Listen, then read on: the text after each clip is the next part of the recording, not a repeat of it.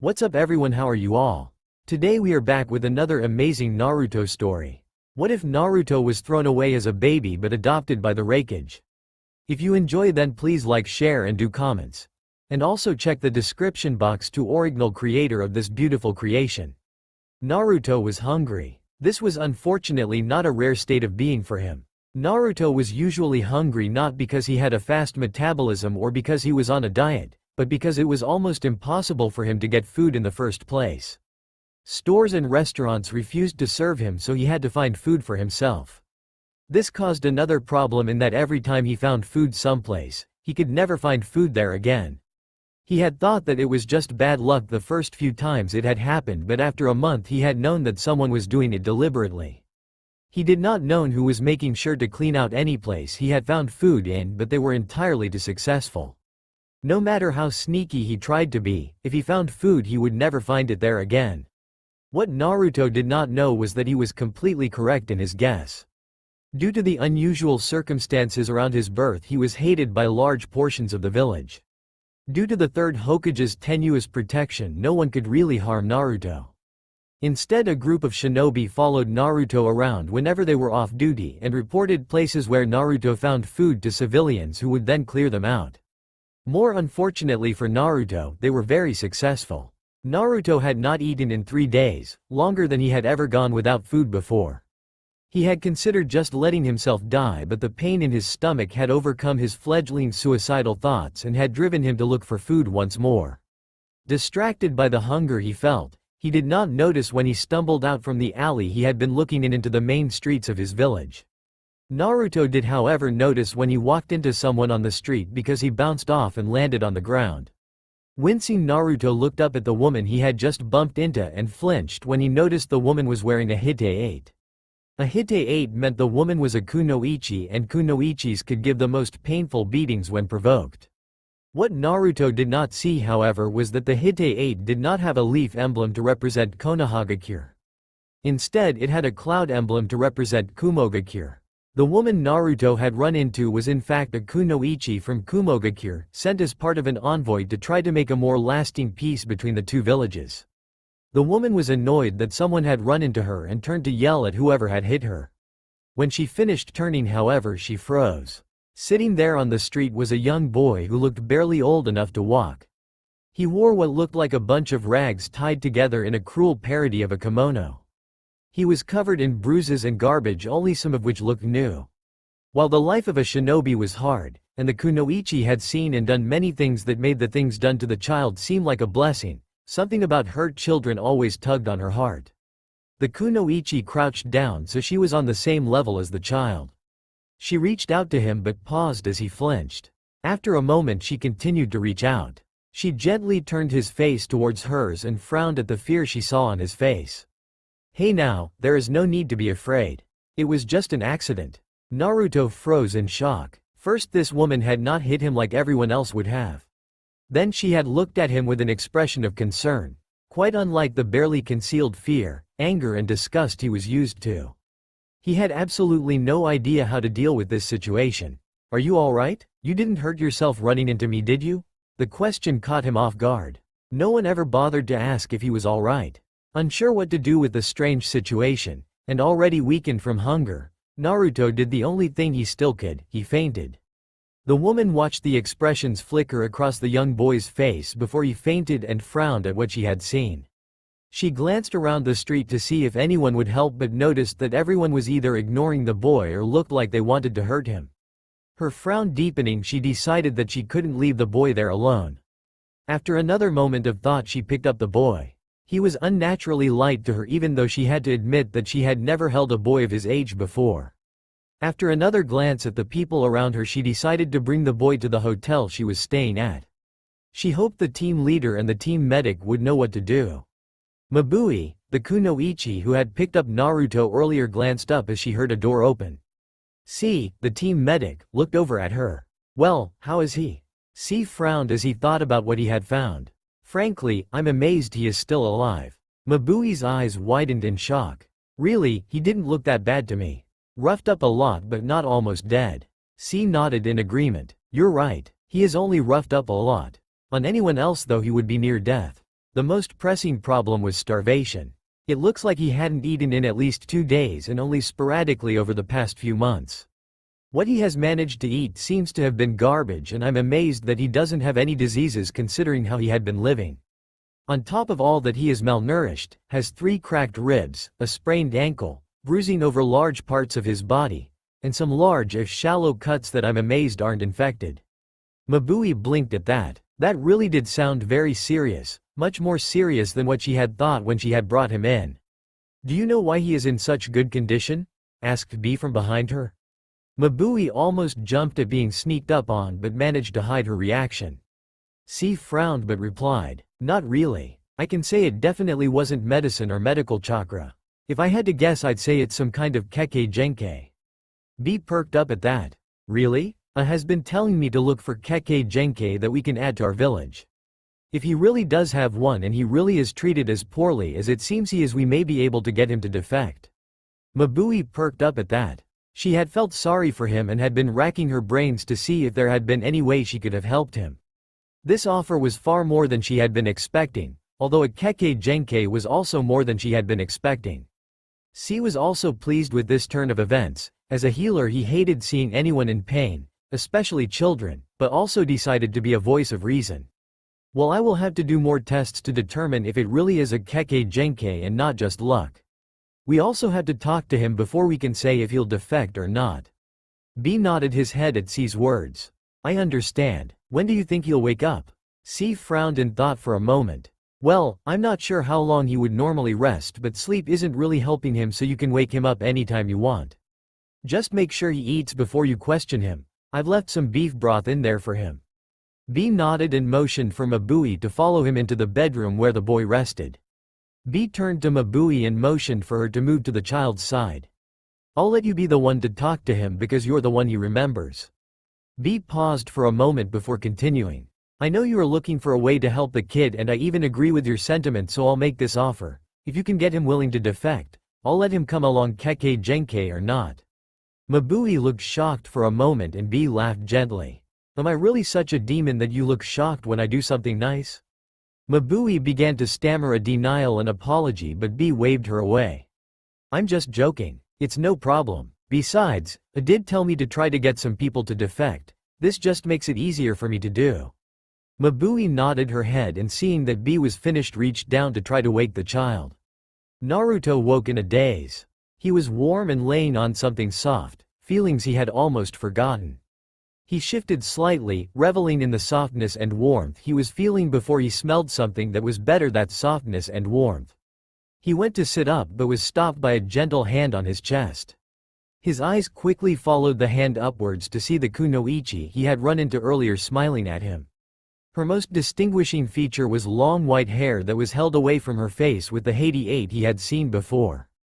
In her right hand was a bowl of steaming soup which seemed to be giving off the smell he had noticed before. Sitting behind the woman, near the window of the room he was in, was a large scarred man with dark skin. He was dressed in white, unlike any shinobi he had seen before. Naruto's eyes quickly tracked back to the soup the woman held, dismissing the man as unimportant for now. The woman noticed his gaze and quickly brought the soup down so he could reach it. Slowly. "You haven't eaten in a while, and if you eat too quickly you'll get sick. Don't worry, you will get all you can eat." Naruto glanced at the woman warily but nodded. He had learned never to turn down free food. Even if it was poisoned it wouldn't affect him. Reaching out slowly he took a spoonful of the soup and began to eat. The woman watched him for a moment, checking to see if he was following her instructions before nodding. After a few moments of him eating she began to speak. "My name is Mabui and I'm a Kunoichi of Kumogakure. Behind me is B, also from Kumogakure. What's your name?" Naruto froze for a moment, spoon halfway to his mouth. They didn't know who he was. If he told them, would they stop being so nice? Then he remembered that they said they were from Kumogakure. They might be different, and if he didn't tell them they would probably stop being nice. After a moment Naruto moved again to take his next sip. After another moment of thinking he decided to reply. "Naruto Uzumaki, citizen of Konoha, I guess, but I want to be a shinobi someday." Mabui did not react to his name at all. She just smiled at him and began speaking to him again. "That's good. Between you and me, being a shinobi can be really awesome. Left unsaid were all the many times being a shinobi was not awesome, that could come later when it wouldn't do quite so much damage to a child's dreams. How are you feeling? Naruto paused again at this, not because he was afraid to answer but because he was shocked at what his answer was. Good, really good, better than I have felt in a long time. Mabui hid her concern at that statement with the ease of long practice. Oh, and just how long is that? How old are you? Naruto flushed with a mixture of embarrassment and shame but answered anyway. After all, these people were nice to him. Answering their questions was the least he could do. As long as I can remember really, and I'm 6 years old. My birthday was last month. Mabui suppressed a frown again. She had thought he was maybe 3 when she had met him. Being 6 made the malnutrition and starvation all the more evident. She saw that he was beginning to get uncomfortable, so she switched the topic to something other than him. After a few hours and 2 more bowls of broth, Mabui decided to get a few of the more important questions answered. So Naruto, why don't you let us know where your parents are? I'm sure they are getting worried about you and I can send someone to let them know that you're alright. Naruto looked sad for a moment, which answered her question, but he confirmed it a moment later. Both my parents are dead. I'm an orphan. Seeing that Naruto was finished speaking, she decided to gently push a little. What about your guardians or the people at the orphanage? You're really young to be on your own for very long. Naruto looked even more sad, but this time his expression was tinged with anger and resentment. I have no guardians and the orphanage kicked me out last year. They said they needed the room for kids who had a chance of being adopted. His voice dropped to a whisper that was still easily heard by the shinobi in the room. Even if they still had 2 almost empty dormitories and they hadn't gotten any kids in a year. Behind Mabui, B clenched his hands in anger, causing the chair back his hands rested on to groan. Mabui winced at the news despite her best efforts to hold it in. Naruto saw the Kumo shinobi react to his words and cringed in fear. Mabui, seeing this, motioned for B to calm down. I'm sorry Naruto, I didn't mean to frighten you. I'm just angry that anyone could be so cruel to a child. Children are meant to be protected and nurtured whenever possible. Naruto calmed down at her explanation but continued to look sad. Mabui tried desperately to figure out a way to continue the conversation naturally so that Naruto didn't figure out that they were looking for information. Luckily for Mabui, C picked that moment to enter the room. C was an experienced shinobi and could easily read the mood of the room. He realized that the conversation had stalled and decided to start from a new angle. Hello young man, my name is C. I am the medic of this team, and as you might have guessed, I'm the one who has been treating you. Now I've done what I can for now, but there are some questions I need answered to make sure that I am not missing anything. Why don't we start with your name? Naruto glanced up at the man who claimed to have helped him heal. He was a tall man who appeared to be in his late 20s. He wore baggy, black pants, red and white shin guards and a sleeveless black shirt. Over his shirt was a white vest that covered his waist and right shoulder. A Kumo 88 held his blonde hair away from his face and finished his outfit. After another moment, Naruto decided that this new man was trustworthy and decided to answer his question. I'm Naruto Uzumaki. C nodded at this information before beginning his questions. From what I can see, the most severe problem you had was starvation. Can you tell me how long it has been since you last had a meal before this one? And what it was you ate too, please. Naruto frowned for a moment but answered anyway. Before this soup I hadn't eaten in 3 days. That's why I bumped into you, miss. I was really hungry and I wasn't looking where I was going. Naruto said as an aside to Mabui before finishing answering C's question. What I ate was some stale bread from trash behind the baker's place. I was lucky, it was only 2 days old when I found it. C hid his reaction to that and continued with his questions. Have you been eating out of the garbage for long? When was the last time you had a meal not out of the garbage? When was the last time where you go 3 meals a day? I have eaten out of the garbage ever since the orphanage kicked me out a year ago. No stores or restaurants will let me buy anything. Before that I ate what the orphanage gave me, but they never gave me 3 meals, just a bowl of porridge in the morning and sometimes a bowl of rice at night. C could not believe what he was hearing. Anyone else eating like that would be dead from starvation or diseases he had picked up from the garbage. He was tempted to think that the kid was lying to get free food, but his years as a medic meant that he could almost always tell when someone lied. Unless this kid had Jonin-level training on hiding secrets, he was telling the truth. I also noticed that you had some injuries, some old and some new. Care to tell me how you got them and when? Naruto frowned for a moment as he tried to figure out which injuries might be considered old. I get all my injuries from people beating me up. They know not to go really far, but they can usually get away with bruises. If you could still see the bruises, I guess the old injuries were from this morning. The new injuries were from some drunk guys in the alley I was in just before I bumped into you. What do you mean if we could still see them? I mean that I heal really fast. Bruises are usually gone in a few hours. If you could still see them, then that meant it was the beating from this morning and not the one from the previous night. Do you get a lot of beatings? Are they usually so brutal? I guess, I usually get a beating 3 to 5 times a day. Most people know to stick to bruises and light cuts. Anything more or any weapons used makes the animal masked people show up. C sighed at this information before nodding and doing a medical diagnostic jutsu. After a moment he released the jutsu and addressed Naruto again. I don't see anything wrong with you other than the malnutrition and hunger. For now I think you can have some more solid food. B, why don't you help me prepare some food for Naruto? B nodded and got up. His posture was a little stiff, showing just how angry he was at the information he had heard. B nodded his head and followed C out of the room. Well? B grunted as soon as the door closed. Is it a Kekkei Genkei or something else? C took a moment to answer, mentally checking his conclusion again to make sure it was sound. I'm 90% certain he does have a Kekkei Genkei. If he really is from the Uzumaki clan, we even know what Kekkei Genkei it is. Really? What Kekkei Genkei did the Uzumaki clan have? From what I remember of the records we have, the Uzumaki clan Kekkei Genkei included advanced healing and longer than normal lifespan. Uzumaki shinobi were strong opponents, and I'm sure the Raikage would be pleased to add such a strong Kekkei Genkei to the village. B finally smiled for the first time since he had heard just what the child in the next room had endured. Alright, perfect. This means we can take him with very few problems. The people of Konoha obviously don't want him, and the people of Kumo will be glad to have him. Don't get ahead of yourself. You still need Naruto's cooperation. Despite our best efforts, if he doesn't want to cooperate with us, helping him will be difficult. B waved of C's concern. No problem. I'll just let Mabui know that she can keep him and he'll be coming with us in no time. C shook his head at B's lack of concern, but also had to agree that Mabui was very persuasive when she wanted to be. B picked up the bowl rice and salmon that C had prepared for Naruto and re-entered the room. Mabui glanced up as she heard the door open. She saw B entering and hoped that they would be able to help Naruto. Seeing Mabui's look of concern, B smiled at her and nodded his head. Mabui smiled in return and returned her attention to Naruto.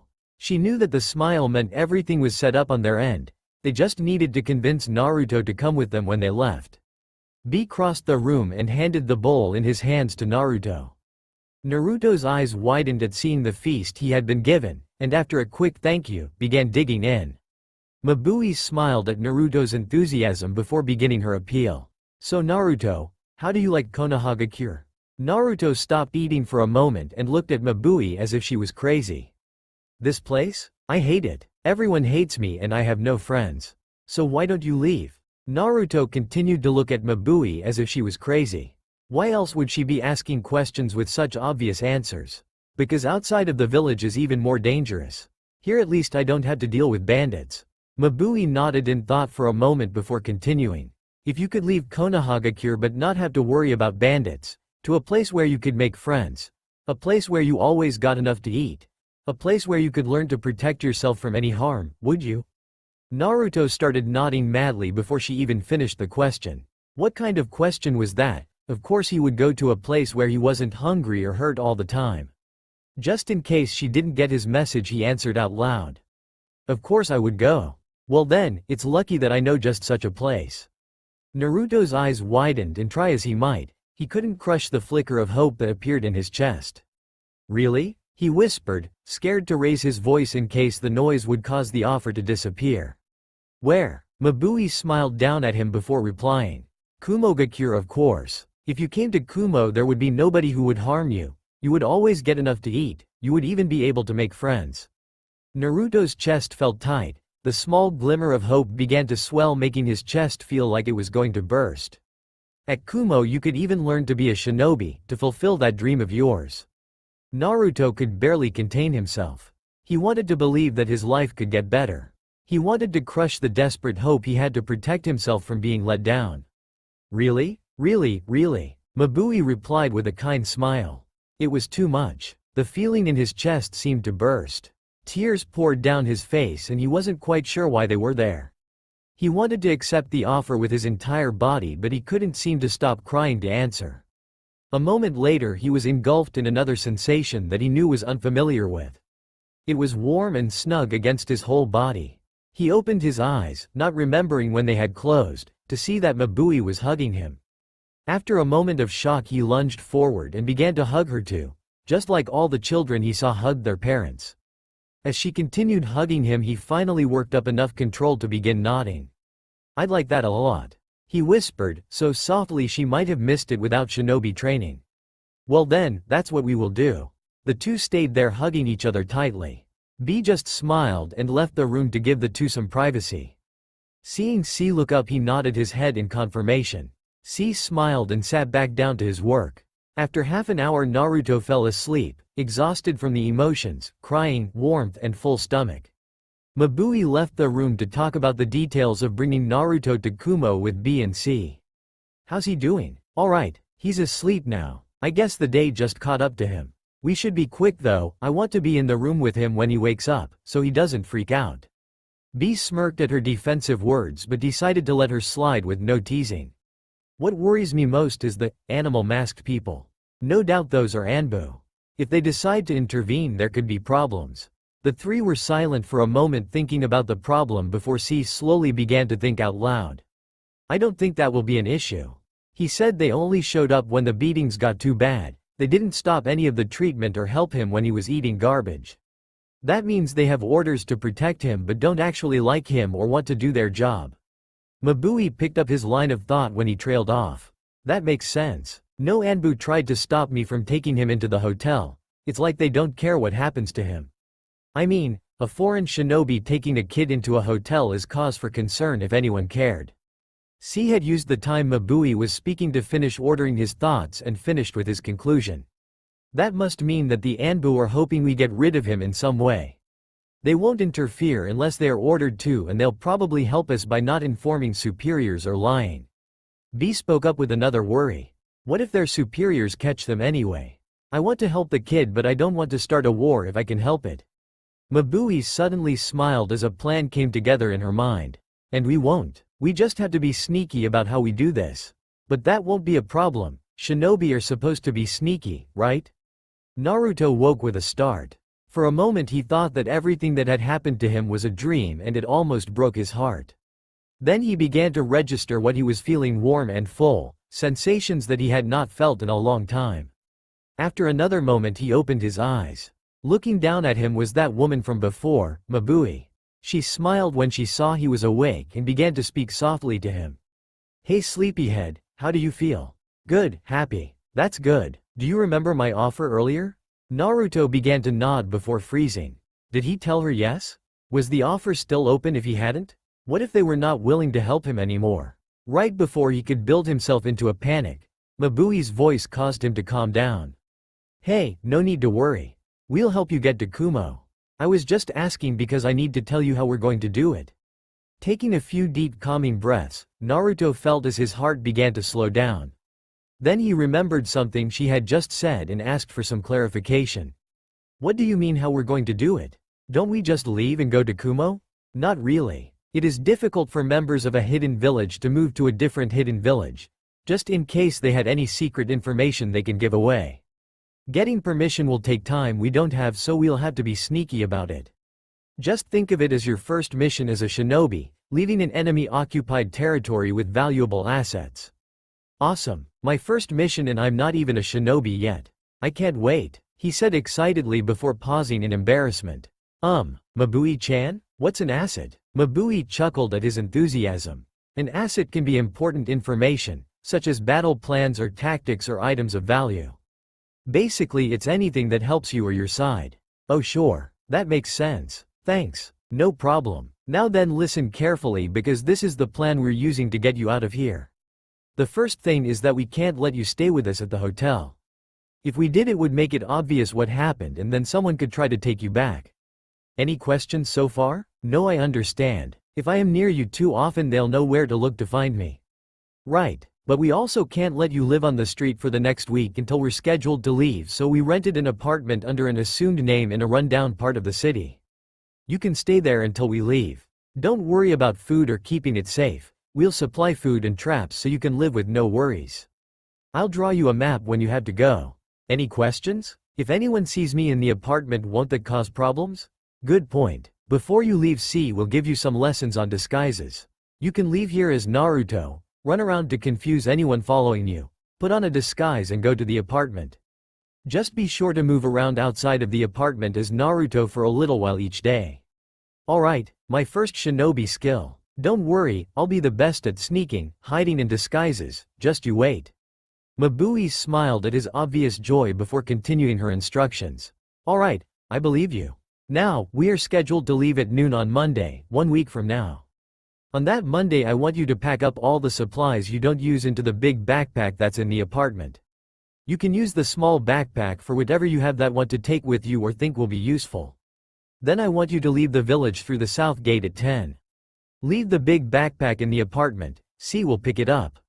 Any questions? What do I do when I leave the village?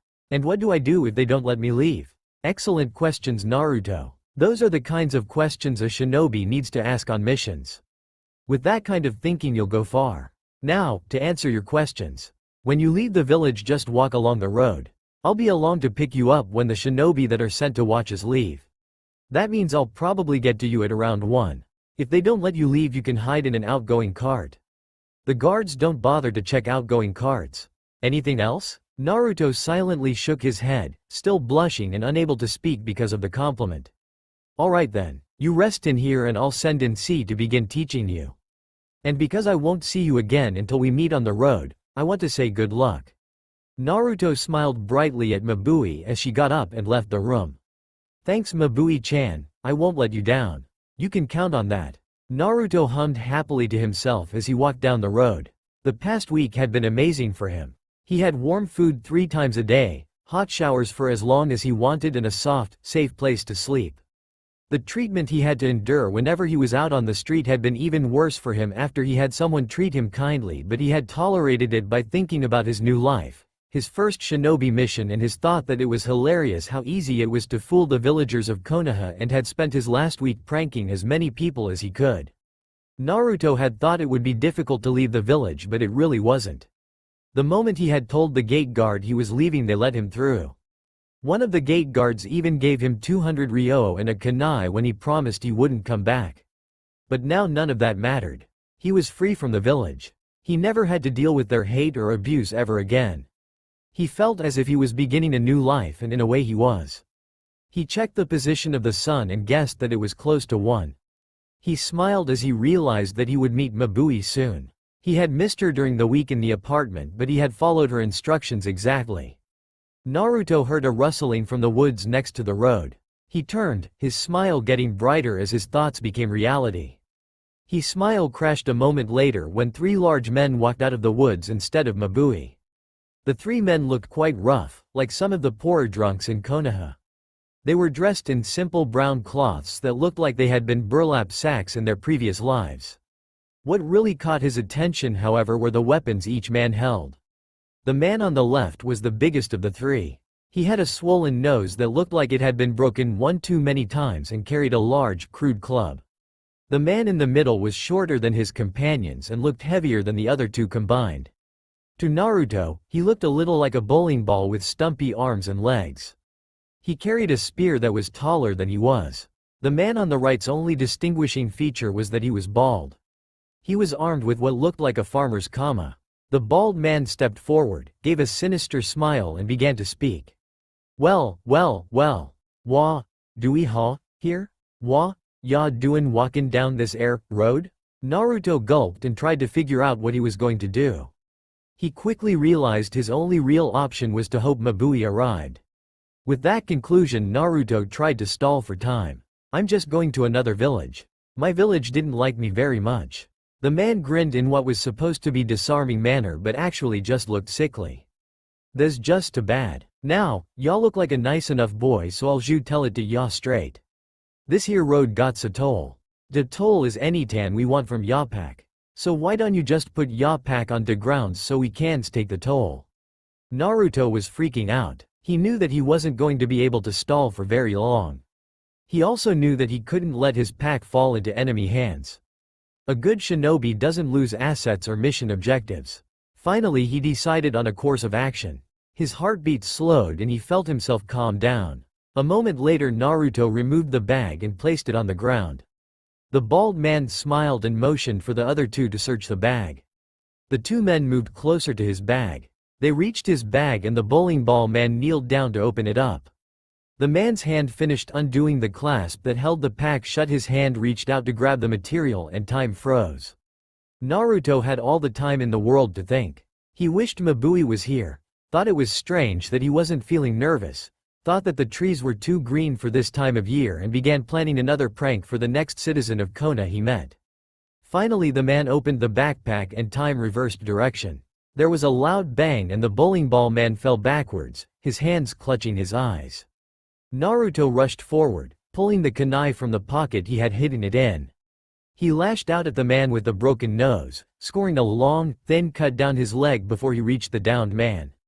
Putting his entire body into it he struck at the downed man with his kunai, driving it fairly deeply into the back of his leg.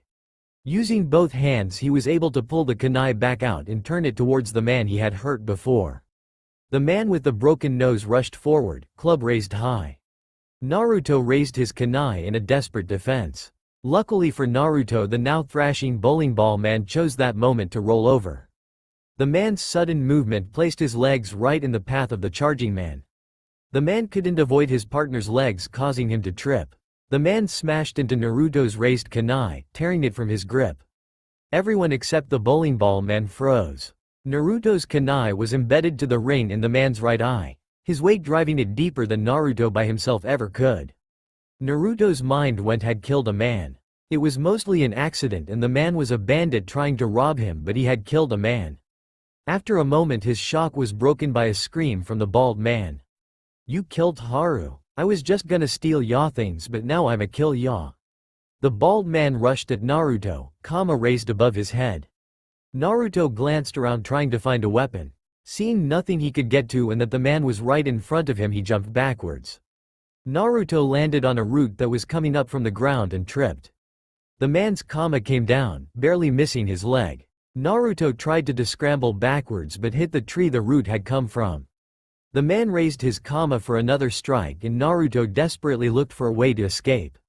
There was a dull, wet sound of metal cutting into meat and Naruto flinched. A moment later Naruto looked back at his attacker, confused at the lack of pain he was in. It only took Naruto a single glance to figure out why the man hadn't hit him. In the man's chest, exactly over the location of his heart, was the ring of a kunai. The bald man stumbled backwards and collapsed. The sound happened again and the bowling ball man stopped moaning. Naruto looked around, hoping that he was finally safe. He jumped when he felt arms suddenly grab him. He began to struggle but stopped when the person who grabbed him began to speak. "Calm down. There's no need to struggle.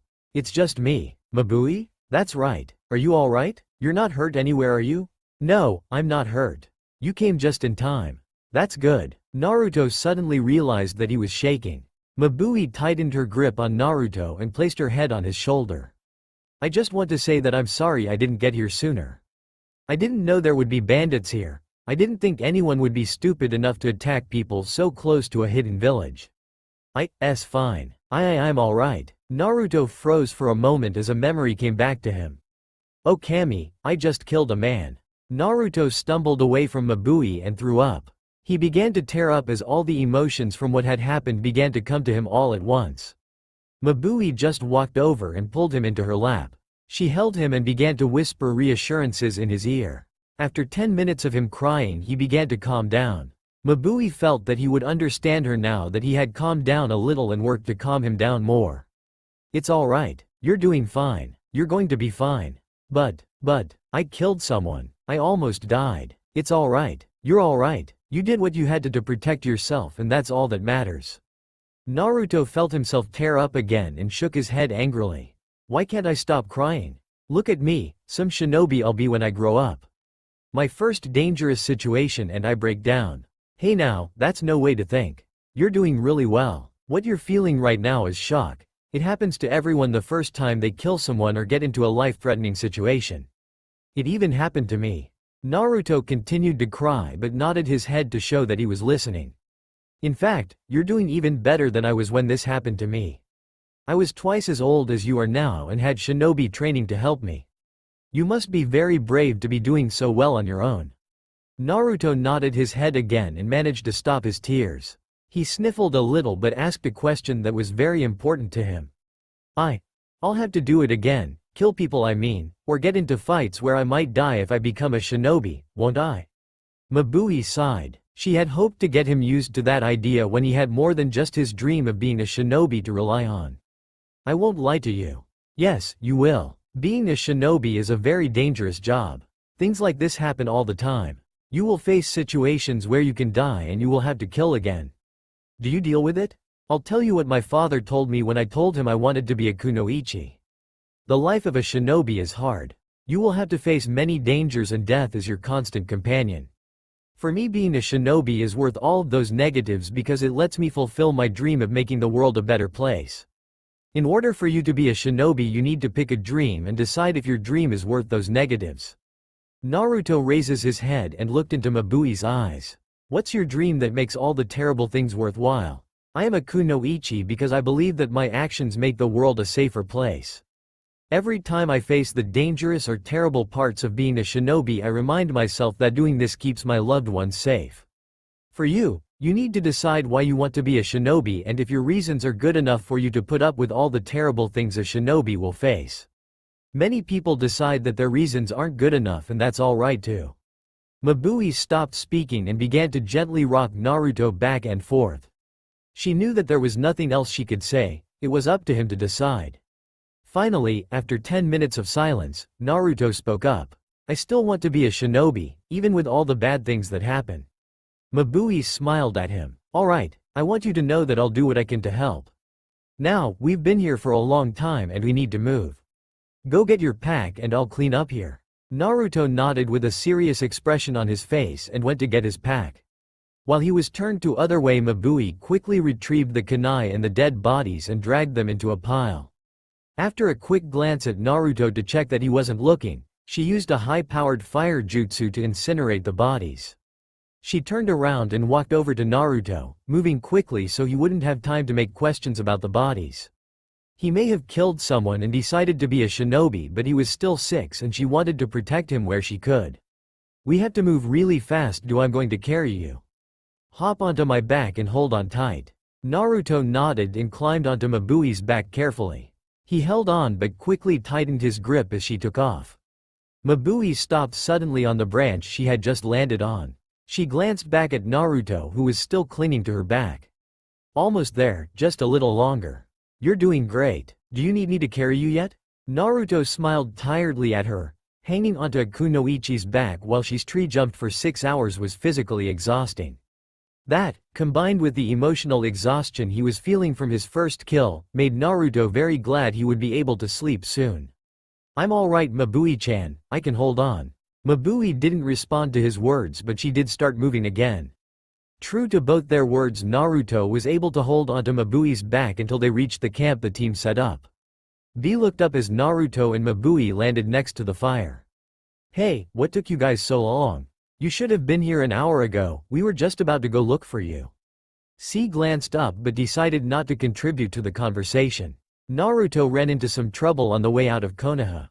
It seems that some farmers thought it was a good idea to take up banditry. C got up and moved over to Naruto. Are you alright? Did they hurt you in any way? Here, let me take a look. C began a medical jutsu but stopped as Mabui continued with her explanation. He's fine. He's just exhausted from holding onto me for so long. They never got to injure him. B nodded and motioned to a place by the fire. We'll let him sit down then. We can rest for the night here, we're safe enough. Mabui nodded and brought Naruto over to the fire. He took of his backpack, accepted a bowl of soup that B handed him, and sat down on the spot that B had indicated. Mabui accepted another bowl and sat next to him. C returned to the fire and sat across from Naruto.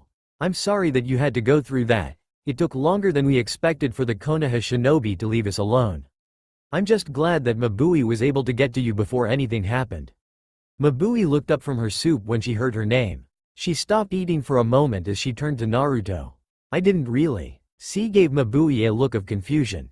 What do you mean you didn't really? Exactly that. I didn't get there before anything happened. I just arrived in time to stop the last guy. C blinked in surprise. Huh? What do you mean? When I got there Naruto had already put down 2 of the men. I just helped with the last one. Naruto shuffled uncertainly as B and C turned their gaze towards him. Really? What happened? I'm not too sure. I just got there at the end of it. Mabui looked at Naruto and made a gesture signaling that he should tell the story. Naruto looked uncomfortable but did as Mabui asked. I was just heading down the road like you told me to when 3 men came out and told me they were going to take anything they wanted from my stuff. I couldn't let them have my backpack so I tried to stall until Mabui-chan could get there. C looked like he wanted to ask a question but held it back after a quick glare from Mabui. They didn't really want to wait so I put my backpack on the ground and waited for my trap to be sprung. This time Mabui didn't stop C from interrupting the story. What trap? The trap in my bag of course. If anyone opened it without pulling the right string to disarm the trap, they would get ground pepper launched into their face. All 3 shinobi paused at that. They hadn't even thought that Naruto might decide to trap the backpack. How did you learn to do that? And perhaps more importantly, why did you set up a trap in the bag? When I lived on the streets I learned how to do some traps to protect myself from thieves. My traps got better though when I studied the traps you set up around the apartment. I set up the trap because Mabui told me that assets needed to be protected. Seeing that C was done with his questions for now, Naruto continued with his story. One of the men opened the bag and set off the trap so I attacked his partner first. I thought that if I attacked while he was distracted by the trap I could take him out, that would mean that I only had to fight the 3rd guy. B praised him for his explanation. Good job. That's excellent planning. Keep thinking like that and you'll go far as a shinobi. Naruto blushed at the praise and continued a little more enthusiastically than he had been before. Well, my plan worked because I did get to hit him. Unfortunately I only cut his leg a little and he was able to keep fighting. I decided to. Whoa, wait a moment, did you say cut? How did you cut his leg? With a kunai. I hid it in a pocket so I could use it if I needed it. I'm glad you had the kunai with you but where did you get it? I know we didn't give you one and all the traps had a complete set of kunai so you didn't get it from there. One of the gate guards gave it to me when I left. He said that if I promised to never return he would give me 200 ryo and some shinobi gear. I figured that I could get some free stuff for doing something I was already doing so I accepted. C looked at Mabui, his confusion clear for her to see. Mabui took pity on C and took over the questions so he could figure out whatever was bothering him. That was certainly good thinking. Who knows what would have happened if you didn't have the kunai? Why don't you continue the story? Alright, sure. Where was I? Oh, right. When I didn't really hurt the guy the first was aiming for I decided to make sure that the guy who was on the ground wouldn't get back in the fight. I ran over to him and stabbed him in the leg. After that things got really difficult. Oh, Mabui gently teased, and what happened before wasn't difficult. Oh no, it was. But after I stabbed the guy my kunai got covered in blood. It was hard to hold and even harder to pull out. I managed by using both hands. Naruto's gaze faded out as he relived those last few moments. Mabui regretted her teasing because it only seemed to have brought up bad memories. I turned around to see the guy the first had hurt running right at me. I panicked and held the kunai up, hoping that he would stop. He paused for a moment, his gaze far away, clearly forgetting about everyone else in the camp. In the end I got lucky, I guess. His friend on the ground rolled over and tripped him. He fell right on my kunai. The camp was silent as everyone processed that.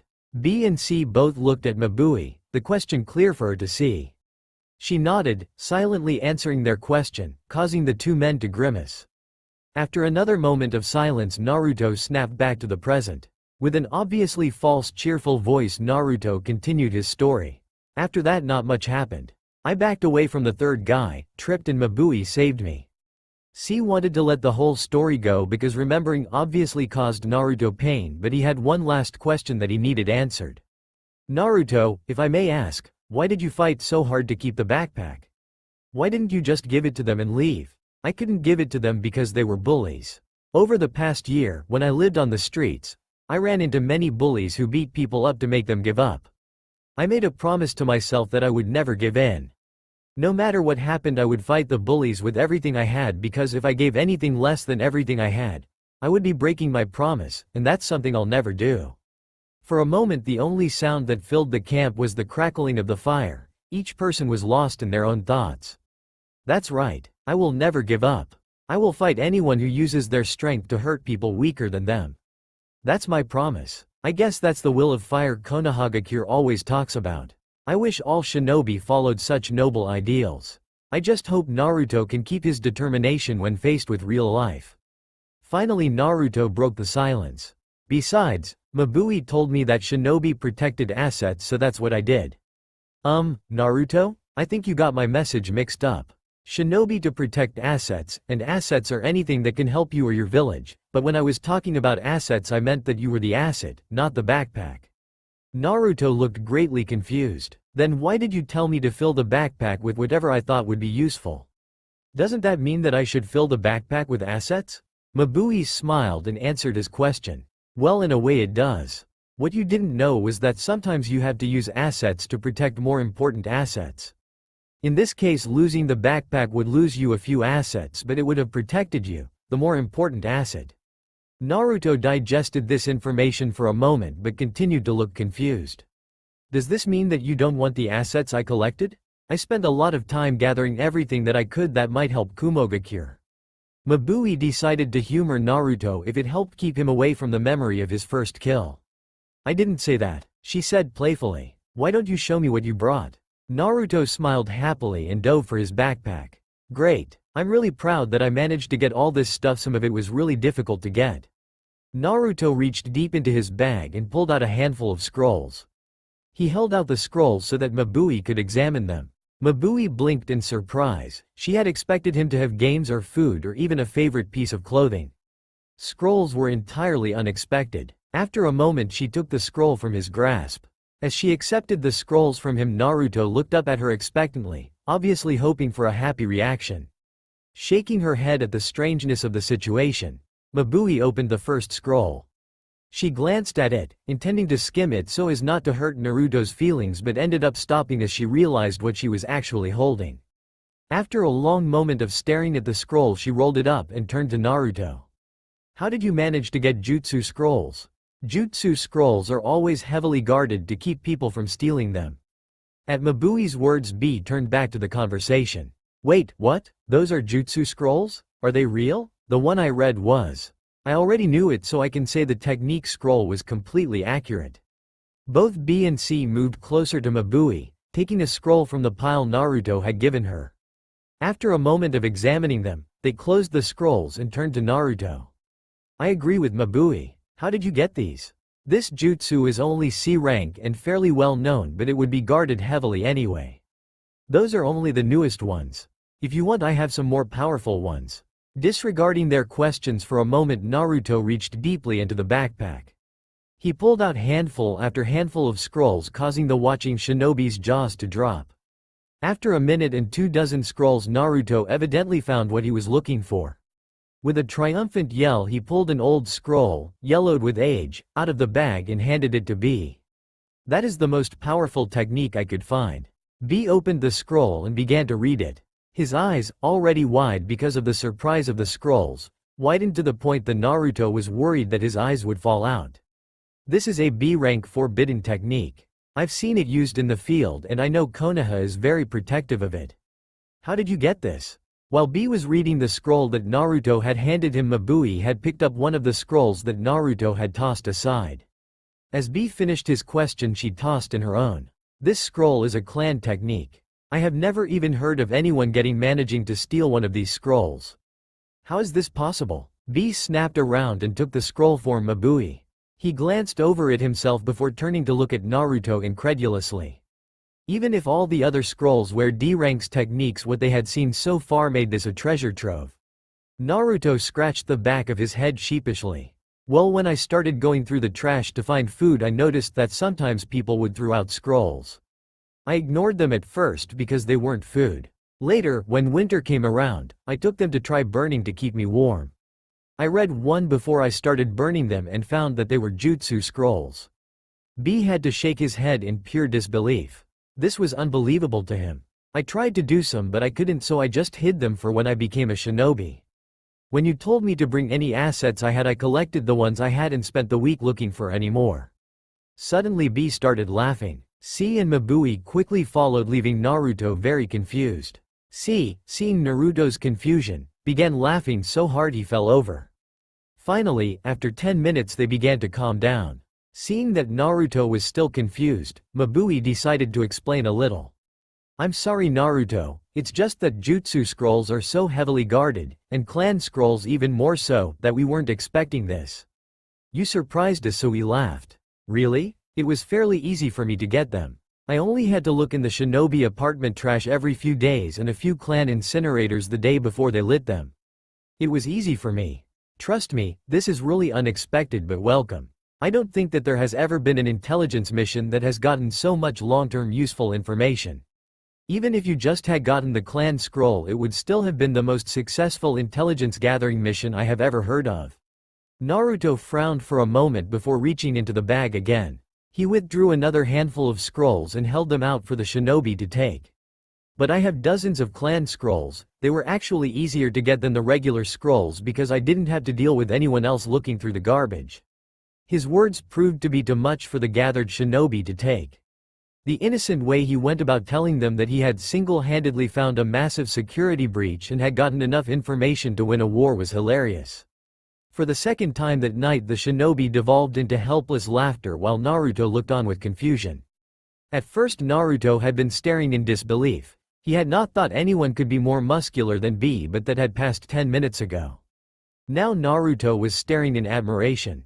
To Naruto the man's muscles represented his dedication to becoming a strong shinobi, and Naruto was wondering if he would ever be able to become like the man in front of him. Finally the man shifted from his thinking pose.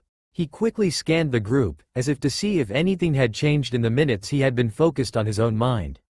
Finally he spoke. I honestly am not sure what to say. By all accounts you failed the original mission I sent you on. Not only did you fail to create a lasting peace treaty, but you took a citizen of Konoha without permission. Wars have been started over lesser offenses. The adults in the group began to sweat nervously. Mabui tightened her grip on Naruto as if afraid he would disappear. The man continued his speech. On the other hand, you achieved the far more difficult mission of bringing a most likely powerful bloodline to Kumo. You also managed to get more long-lasting intelligence than any intelligence gathering mission I have ever assigned. Mabui relaxed her hold on Naruto a little. She had known the man who was giving this speech for a long time and she was confident that all would be well. After another pause that seemed to stretch on forever, the man spoke again. His words seemed to vindicate Mabui's feelings and caused the general tension in the room to drop severely. I guess I have to say good job. While everything could have gone horribly wrong, and still can, the information and possible bloodline you brought back will strengthen Kumo more than an alliance with Konoha ever could. B decided that they were out of danger, so he decided to speak. Hey, I'm not even sure that an alliance with Konoha is a good idea anymore. A's face became expressionless. He motioned for B to continue with his reasons. I mean that while they do have the most money and shinobi of any hidden village, from what I saw while I was there, they are actually quite weak. Oh, what do you mean they're weak? From what you just said they sound fairly strong. Well, it's just that the Konoha shinobi I've seen are really weak. I'd say that the majority of their shinobi are actually genin, and that our average genin would beat their average genin easily. A nodded his head thoughtfully. And what brought you to this conclusion? When we were walking around Konoha, I had my team keep a running count of every shinobi we had seen, their jobs, and an estimate of their power levels. While that is not the most accurate way of taking their measure, I would say that there were 5 genin to every chunin we met. On terms of jonin, I would say there were 4 chunin to every jonin we saw. I turned to C to ask his next question. How were you measuring rank? I doubt they would just tell you the ranks of any shinobi you met. C frowned for a moment before answering the question. Each of us gathered as much information about those we met as we could get, and at the end of the day we put the information together to get an idea of ranks based on the averages that we found. And you agree with B's assessment of Konoha? If anything, I would think that B's assessment is generous. From what I saw in the list we compiled, if we were to attack Konoha right now, we would win. We would take heavy losses, but we would win. I sat back in his chair. He was silent for a moment as he processed the information before turning to Mabui. And you? What do you think? I have to agree with the others. From what I could see, their shinobi were not nearly as well disciplined, ready for combat, or even as strong as ours are. If we were to attack, I would say the majority of our losses would come from their sheer numbers, their kekkei genkei, and their occasional prodigy that Konoha seems to produce. B jumped back into the conversation with more supporting information. I mean, the watchers they sent after us were so easy to evade that I almost did it by accident when I got lost. C jumped in with his own comments. The shinobi they sent to make sure we left their territory got bored and left after 2 hours, while we were still in their borders. Mabui also decided to throw in her 2 cents. I also have to say that they are extremely negligent about security. All the scrolls that Naruto retrieved were taken from the trash. Clan secrets and fairly powerful jutsu scrolls were completely unguarded after they were disposed of. A nodded his head in understanding. Do you have the exact numbers and information that you used in estimating the strength of Konoha? C nodded and silently handed over a bundle of scrolls. I quickly read through the scrolls before putting them to the side. He would have analysts double-check the information later. Do you think that they were putting on a poor showing of power as a trap? The 3 adults fell silent as they reviewed their time in Konoha. Naruto frowned for a moment and picked through the scrolls that he still had in his bag. I suppressed a smile at Naruto's antics. He still remembered how bored he was when his father made him sit in meetings like this one when he was Naruto's age. Finally, the silence was broken by an unexpected voice. There it is! Naruto exclaimed while pulling out a scroll from his bag. Mabui blushed in embarrassment at Naruto's behavior and tried to shush him, but Naruto ignored her in favor of holding out the scroll to A. A looked at the scroll and raised an eyebrow. After a moment he decided to humor the boy and took the scroll. Naruto, now free of his burden, explained why he wanted to look at that particular scroll. I found that scroll in the Hokage Tower's garbage pile. You wanted to know about the strength of Konoha's shinobi, and I think this has some information that will be useful. I sat back in his chair and opened the scroll. He was completely silent as he read through the scroll. When he finished, he put the scroll down and turned all his attention towards Naruto. Are you sure this is accurate? Can you say for certain that this was not left out as a trick? Naruto had become nervous when A's full attention had fallen on him. He took a deep breath to allow him to speak and gave his answer. I guess it is possible it was a trick, but I found this scroll a month before anyone from Kumo arrived. If it is a trick, it has to be really elaborate because I have other scrolls saying the same thing. A nodded his head thoughtfully and held out his hand. Naruto quickly figured out what he wanted and looked through his bag. He began pulling out scrolls and handing them to Mabui to give to A. Finally Naruto stopped and looked up. Sitting on A's desk were 10 scrolls, including the one he had handed over earlier. A was glancing through them to confirm that the information he was looking for was there. They waited for a minute, the silence broken only by the sound made by the scrolls as they opened and closed. Finally A put down the last scroll and called in his temporary secretary.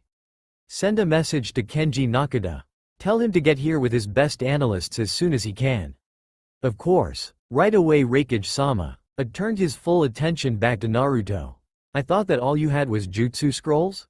Naruto sweated nervously, thinking he was in trouble. He hurried to explain. Not really. I have lots of scrolls, anything I could collect really. It's just that everyone was so excited about the jutsu scrolls one forgot about the rest. I sent a quick disapproving look towards B, causing him to duck his head before turning his attention back to Naruto. Is there anything else like these scrolls that you have? Naruto nodded his head hesitantly, unsure of his answer. I have scrolls other than jutsu scrolls if that's what you're asking. I held out his hand again and looked at Naruto expectantly. Naruto got the message and began pulling out scrolls from his pack once again. Mabui looked on, curious at just how many scrolls he seemed to have. B decided to ask just that question.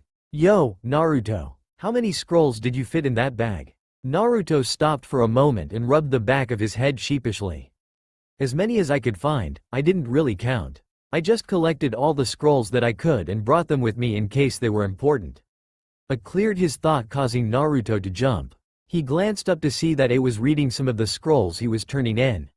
Naruto remembered what he was supposed to do, so he went back to unloading scrolls on his desk. 10 minutes after Naruto pulled out the last non-jutsu scroll, the door opened and a group of 6 men dressed in what he now saw was standard Kumo ninja attire entered the room. The man in the lead moved to stand in front of A. Kenji Nakata with analyst team reporting as ordered. Raikage-sama. A looked up from the scroll he was reading and addressed the new arrivals. You're here. Good. The team I sent to make a new treaty with Konoha returned with Naruto, a defector from Konoha, and valuable information for you to go over.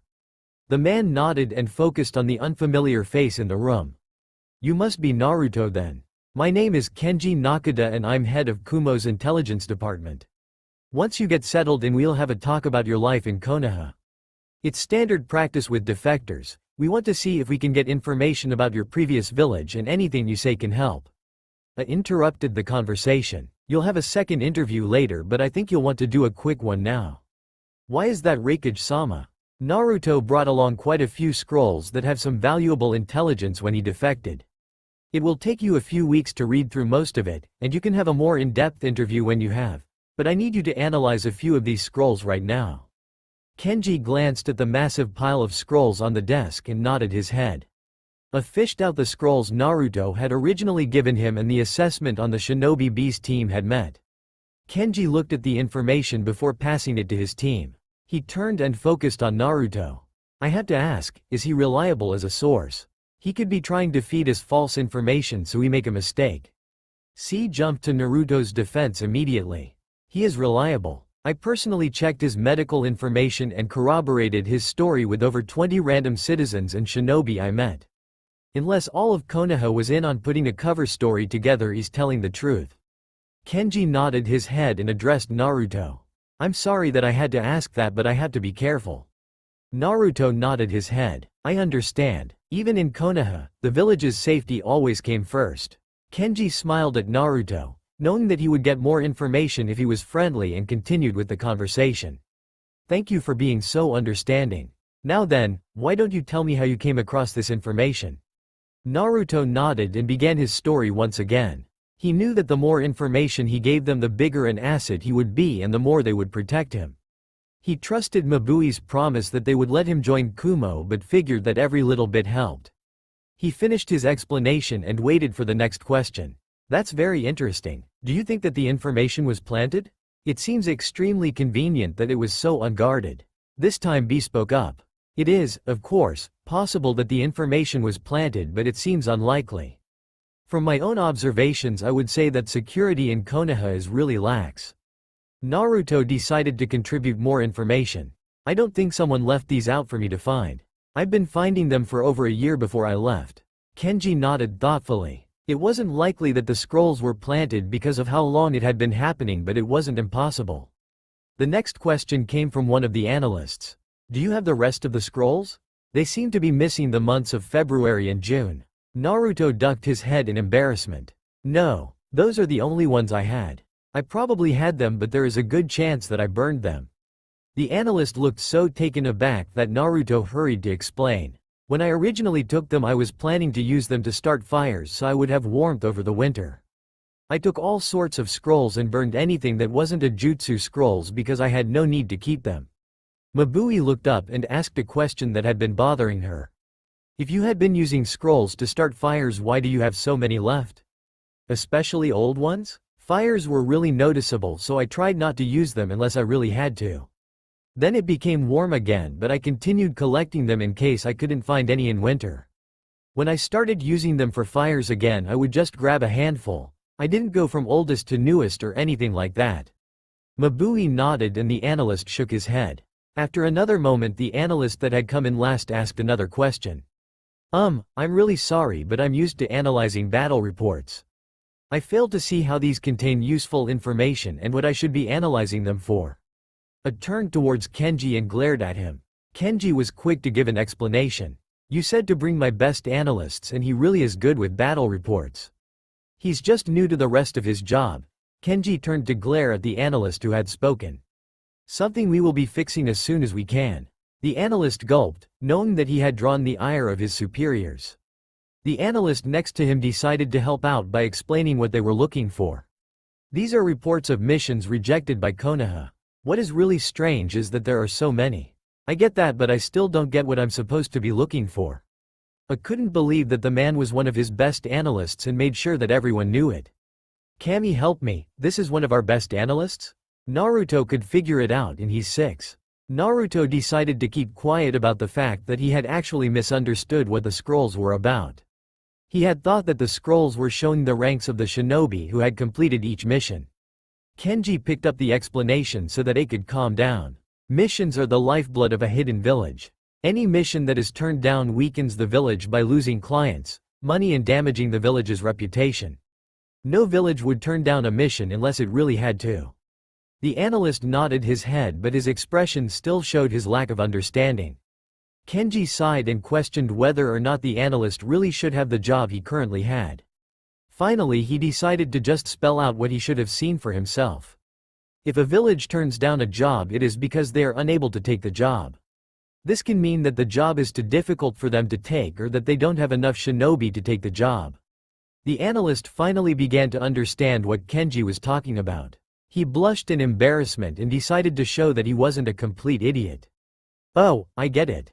The problem is that Konoha has the most shinobi of any hidden village, so that means that they don't have enough skilled shinobi to fulfill all these jobs. The ranks are mostly A and B, so that means they have a lack of chunin and jonin who normally do these jobs.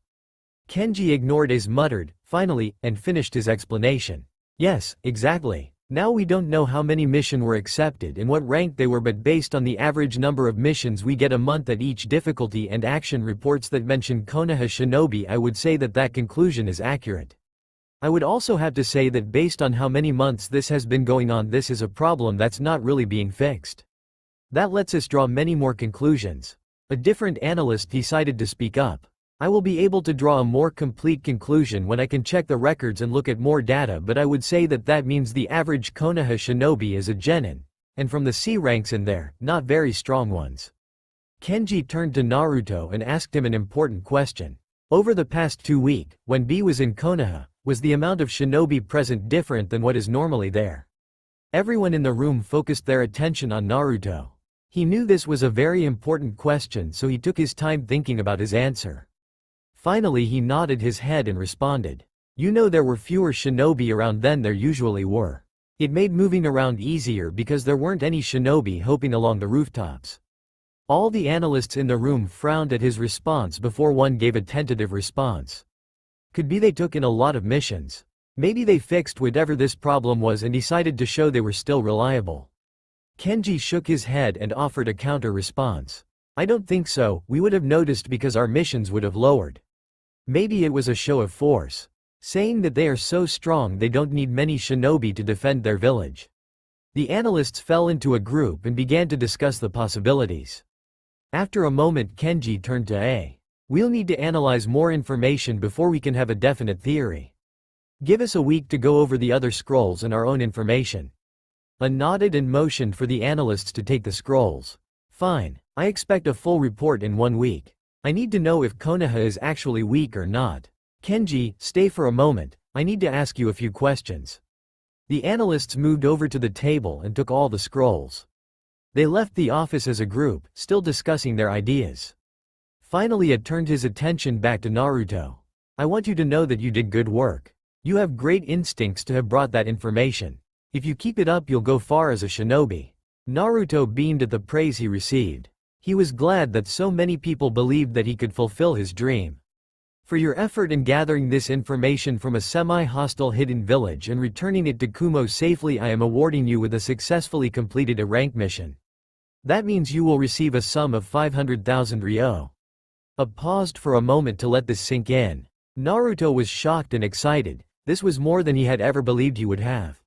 But continued when he saw that Naruto understood what he was saying.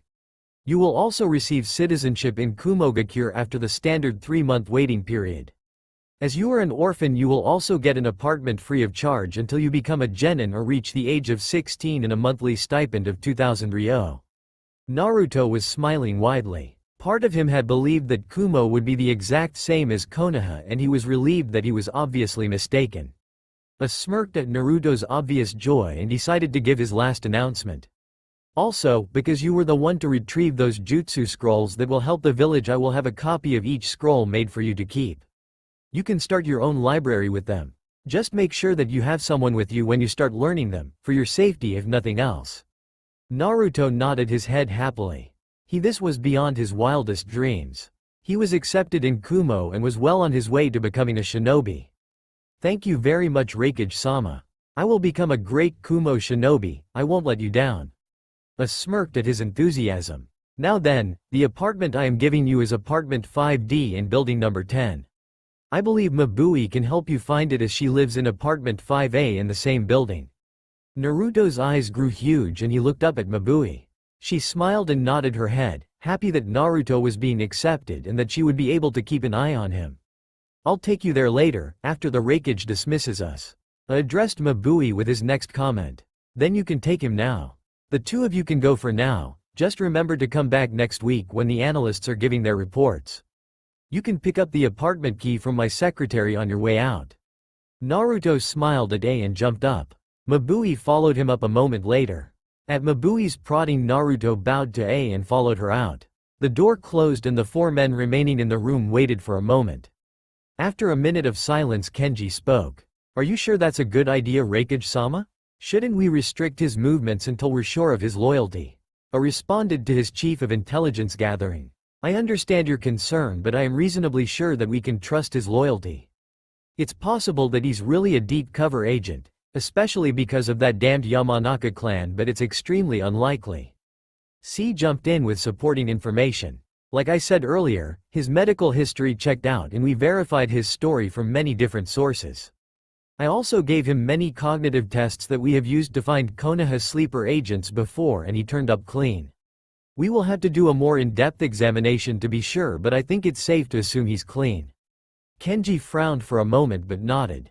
I'll want those tests done. We can have them as part of the physical we give him so he doesn't get suspicious. We should also check for seals. Konoha had some fuinjutsu masters that we need to watch for. A nodded his head. Agreed. I'll send over the order to the medical examiners. C raised the next concern. Are you sure it was wise to give him the jutsu scrolls? He is very young and he could cause a lot of damage with them. A waved away that concern. Not really. I looked through them and they were mostly E and D rank jutsu. Useful on the road but not very destructive. There are a couple of C rank and even one B rank jutsu, but they require training and more chakra than a 6-year-old can use. C shook his head at that. I wouldn't be so sure of that.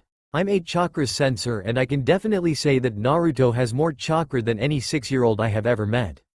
Hell, he has more chakra than some jonin I know. I almost thought he was lying about his age, but my medical scans confirmed it. A frowned at this news. Finally he shook his head. While that is highly unusual, he still needs training to use any of those jutsu. Do you know why he has such high chakra reserves? Not really. Part of it could be his Kekkei Genkei. The Uzumaki clan always did have larger chakra reserves than most people, but that wouldn't account for all of it. The physical should give us more information to work with. B decided that there was a much more important issue than whether or not Naruto was a sleeper agent. Are we going to war with Konoha? Because from your earlier statements it seems that you want to go to war with Konoha. A was silent for a moment before shaking his head. I don't think so. Even if all the information we got is true, we would still be weakened enough that we might be attacked. I just want to know because I need to know how much of a threat everyone is and how much my efforts to make our village stronger are working. B sighed in relief. Good. If you had really wanted to I would have fought, but I really want to avoid a war if I can. A nodded his head thoughtfully and dismissed the shinobi gathered before him. He leaned out of the door and addressed his secretary. Clear my appointments for today. I don't want to be disturbed unless there is an emergency. His secretary nodded her head. Of course, Raikage-sama. No one shall disturb you. He turned back to his office. Good, he muttered, because I have a lot to think about. Hokage's tower, Konohagakure. Report, snapped Sarutobi. The shinobi standing in front of his desk snapped to attention and began to speak quickly. We have confirmed that the boy has definitely left the village. From what we can tell, he left from the south gate roughly a week ago. The guards on duty claimed that he attacked them by surprise and hurt them badly. He supposedly almost killed them but left when reinforcements arrived. The Hokage shook his head angrily. That is an obvious lie. No child completely untrained in any way could possibly take down two Chunin, even from a surprise attack. Excuse me, Hokage-sama, while I agree with you that no untrained child could have attacked and defeated two Chunin, we all know that that thing is no child. The Kyuubi, the shinobi, was interrupted when the Hokage slammed his fist into the table. Enough, my laws are still in effect. Finish that sentence and I will not hesitate to fulfill the mandatory punishment. The shinobi cowered away from the Hokage, suddenly remembering that the man in front of him was known as the Shinobi no Kami for a very good reason. The Hokage calmed down a little and continued as if he had not been interrupted. Besides, any attack would have been reported and any medical attention that resulted from the attack would have generated paperwork. There is absolutely no record of anything happening, so it is an obvious lie. I want those men to spend some quality time with Ibiki-san. If they are not in his care within the next hour, you will take their place. The shinobi shuddered at the thought of spending time under Ibiki's care. Of course, Hokage-sama. It will be as you say. The shinobi quickly sent a mental apology to the two Chunin he was going to pick up before leaving in a plume of smoke. He knew that their story was too wild to believe and he hated to punish the two men, but it was better them than him. The Hokage turned to his Anbu bodyguards. Leave me for now. No one disturbs me unless there is at least an A- class emergency. The only response he got was a nod as his bodyguard left the room. Sarutobi activated a seal on his desk to make sure that no one could eavesdrop on his thoughts and turned to face the painting of the Yondaime Hokage hanging behind him. How did it come to this? You wanted your son to be treated as a hero, but the villagers just drove him out. What would you do if you were still here? Sarutobi sighed to himself and shook his head. He knew exactly what his late successor would have thought. The Yondaime had loved the village with all his heart, but he had loved his family even more. I must make things right again. When we find him, I will make sure that he is cared for personally. I won't leave his well-being to my Anbu or the civilian council. Sarutobi promised. But first, we have to find you. Sarutobi took a piece of paper and a pen and began writing order. Let's see, Anbu units sweeping the city in case he returns. All ninja squads ordered to look out for him and a return on site order.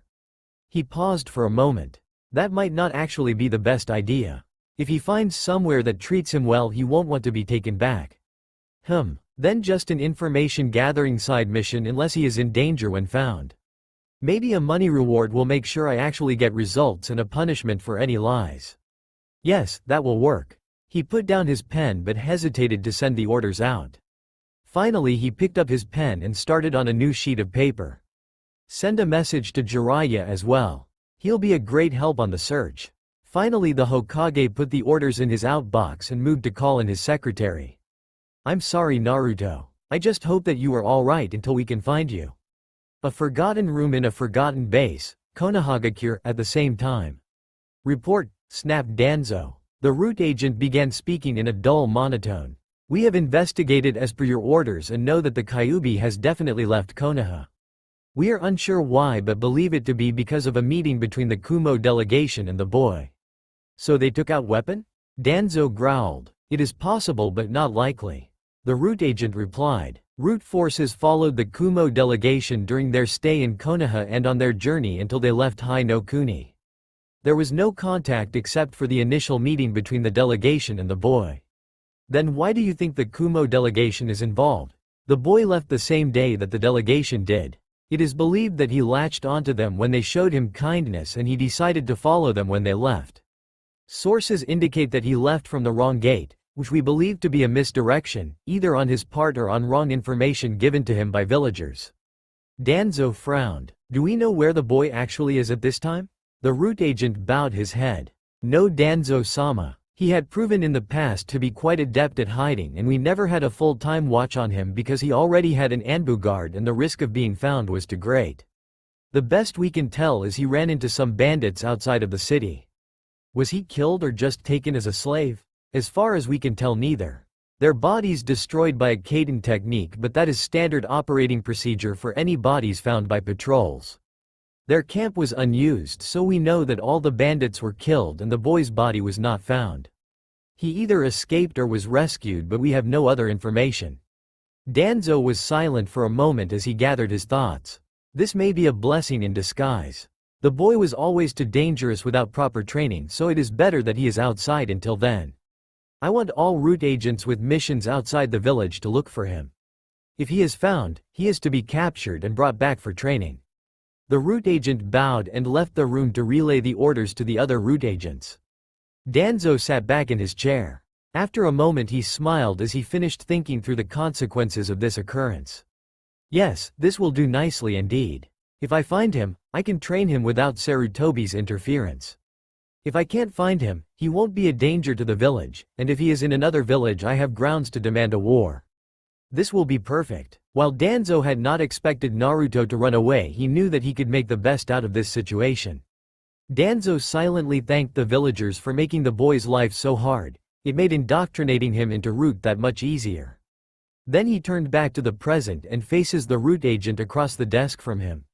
Report. The Raikage's tower, Kumogakure. Well? I asked. C hesitated for a moment before replying. Well, it's a lot more than we thought it would be. Oh? I guess we should start with the physical. Naruto shows classic signs of malnutrition and starvation. The medics agree that it is quite bad but should have been a lot worse. Almost all the damage can be reversed because it's still early, but he may never reach his full height. A nodded his head. The news was not unexpected. He motioned for C to continue. The tests also showed that the reason he is so well off is indeed because he has a Kekkei Genkei. At this A perked up. Again, this was not exactly unexpected, but it was welcome news nonetheless. This is confirmed? C nodded his head. Indeed, he definitely has the Uzumaki Kekkei Genkei. We searched the records and found out that the Kekkei Genkei involves increased longevity, massive chakra reserves, increased healing, a strong water affinity and something called chakra chains. A raised an eyebrow at this. It sounds like an extremely powerful bloodline. C nodded his head again. It is, and Naruto has an extremely powerful form of the bloodline. Based on our projections, Naruto may have a lifespan of about 400 years. A lost his composure for the first time in the conversation. His eyes widened and he began spluttering. Fu. 400 years. C nodded his head. He had been just as shocked when he had read the predictions. Part of the Kekkei Genkei is the ability to quickly and efficiently heal injuries. This apparently included age to a large degree. Based on his healing factor, 400 years may actually be conservative. A shook his head slowly in disbelief. 400 years. That's ridiculous. C smirked to himself. While the news was impressive, it was not nearly as shocking as some of the other things they had found. What is really ridiculous is his healing factor. During testing we gave him a cut to the arm that would have taken a week to heal on its own. It was gone in under 3 hours. I smiled at this news. Longevity was a great power, but only in the long term, as the longevity brought experience. Advanced healing, however, was useful to any shinobi. As I mentioned before, he also has extremely large chakra reserves, enough that he currently has more than some Jonin. Part of that is from his bloodline like I thought, and part of that is from the surprise we found. I frowned and motioned for C to elaborate, but C just continued with his report. His water affinity is actually strong enough that he was able to learn a water jutsu in just 1 hour. It was only an E-rank jutsu and someone with no water affinity could learn it in well under a day, but it is still impressive, especially with no prior training. And the chakra chains? C frowned but continued his report. Unknown. Our records just state that part of the Kekkei Genkei is chakra chains, but there is no explanation and Naruto has no idea what it could mean. I nodded slowly before smiling. While it is unfortunate that we don't know about the chakra chains, it is still an impressive Kekkei Genkei. I think I will have to give your team a bonus for finding him. Thank you, Raikage-sama. I know I won't turn down a bonus. Seeing the Raikage's smile fade away, C continued with his report. We had the in-depth tests Kenji wanted done, and as far as we can tell, Naruto is clean. No results showed anything that would indicate he is a sleeper agent. The most we found was the beginnings of a shadow personality that was forming to deal with the negativity he faced in Kumo. Shadow personality? Would it stop him from becoming a shinobi? No. Even if the shadow personality was completely formed, he would still be able to be a shinobi. As it is unformed and will most likely fade away with time and kindness. Nodded his head. He really wanted Naruto as a shinobi and he was glad that nothing would prevent him from getting his wish. C looked down at the report for a moment. As he looked up, a wicked smirk formed on his face. When he saw the smirk, he knew that he would finally learn what the surprise was and that it would be shocking. During the medical exam we checked for any seals as Kenji asked. At first we didn't find anything, but later, when he channeled Chakra to learn the water jutsu, a seal appeared on his stomach. C was tempted to draw out the suspense, but he saw that it was getting impatient. C decided against pushing his luck and skipped a lot of the build-up he had planned to use. We had out Fuinjutsu masters look over the seal. It is hopelessly complex and they can only barely begin to understand it, but from what they can tell it is a Biju containment seal. Blinked for a moment before that statement sunk in. When it did, he stood up so suddenly that his desk went flying. What? C ducked his head to avoid the desk and quickly answered. The Fuinjutsu masters think it is a highly advanced containment seal designed to hold a powerful Biju. It's even more powerful than B's seal. Based on the complexity of the seal, the area Naruto is from and the age of the seal, we believe that Naruto is the jinchuriki of the Kyuubi no Kitsune. Fell back into the chair as if the strength had suddenly left his legs. After a moment he raised his hand and began rubbing his eyes tiredly. C remained silent. He had not expected the Raikage to react so badly to the news. Finally he let out a sigh and dropped his hand.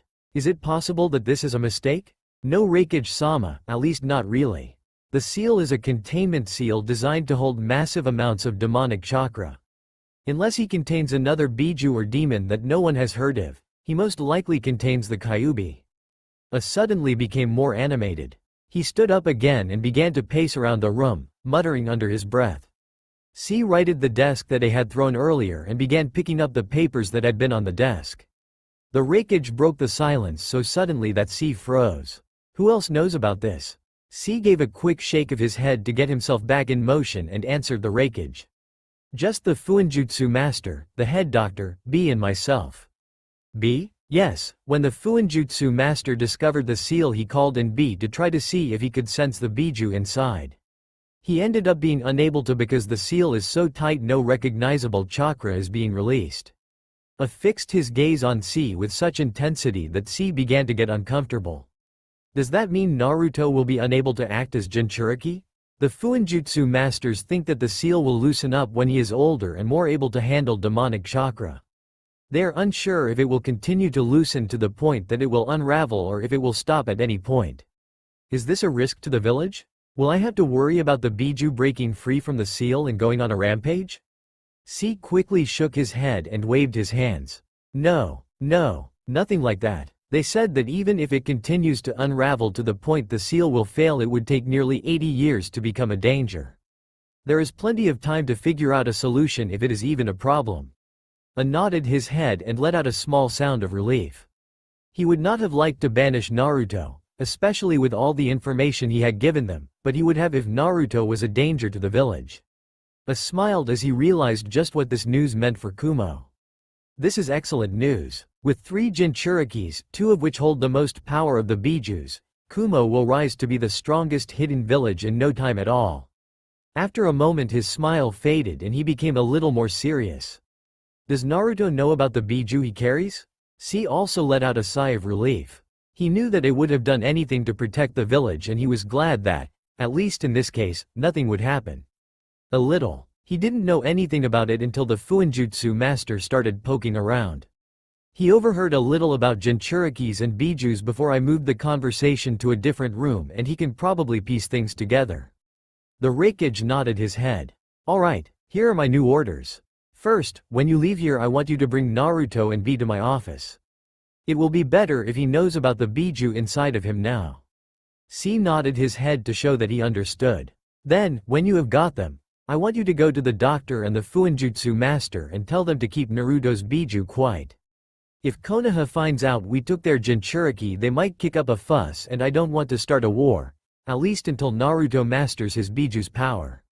Hi, Raikage-sama, your will be done, exclaimed C before he disappeared, leaving only a fading after image in his place. A shuffled his papers around, grateful that C had cleaned up after his outburst and waited for his orders to be carried out. He didn't have to wait long. 10 minutes after C departed, Naruto and B walked into his office. A took a deep breath and put on a smile. He wasn't quite sure how to tell a child that they had a demon sealed inside of them, but he was fairly sure that being less intimidating would help. B noticed the effort that A was putting into his smile and realized what the conversation would be about.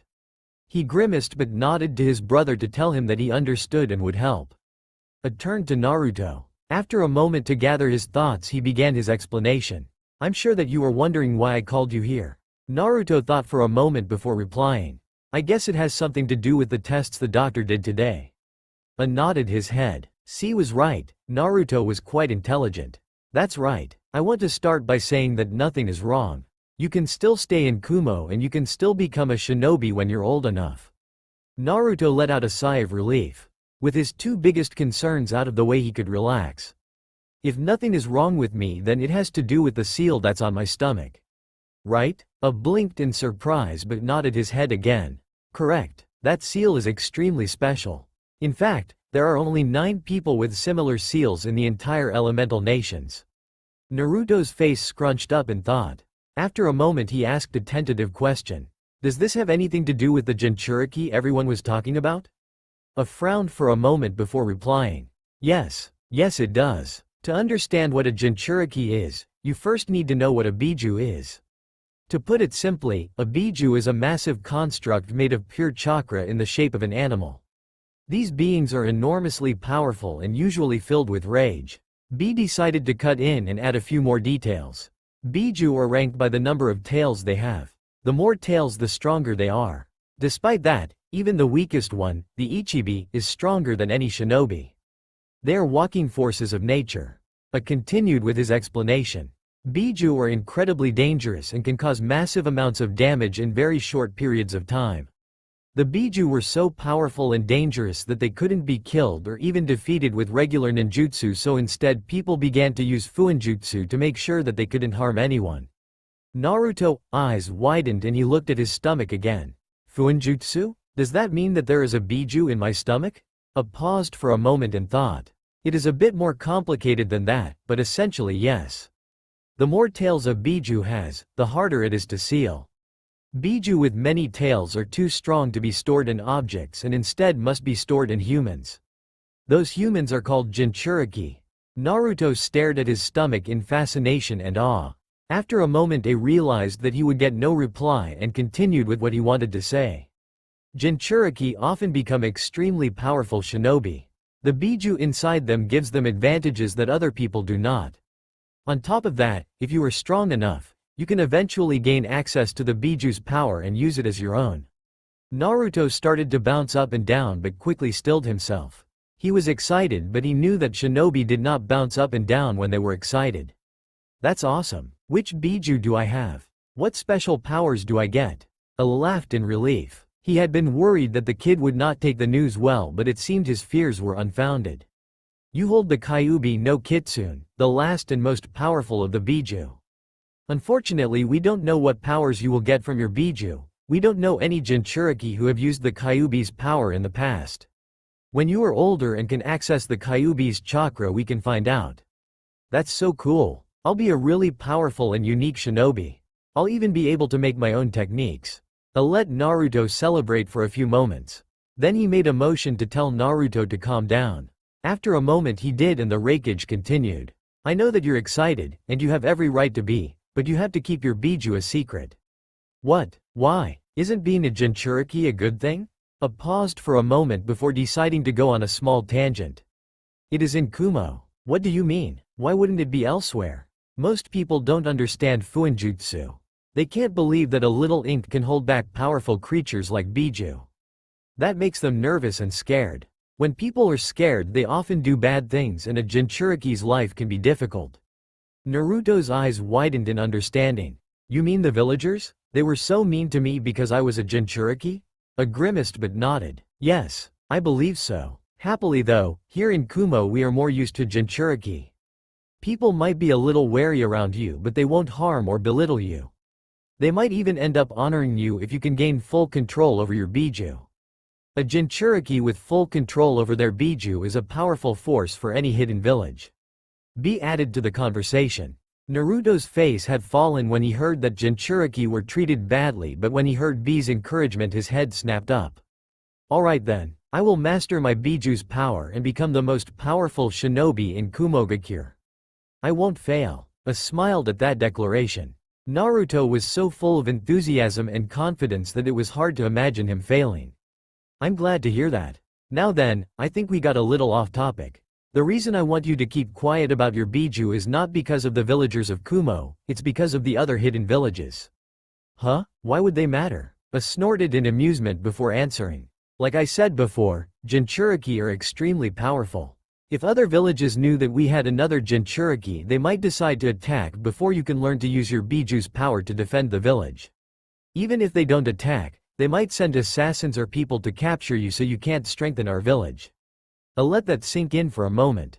He was glad to see that Naruto didn't look scared, instead he looked determined and a little angry. I will master my biju's power really quickly. No one is going to damage my new home. I have already sent orders to those who know that you are a jinchuriki to keep quiet.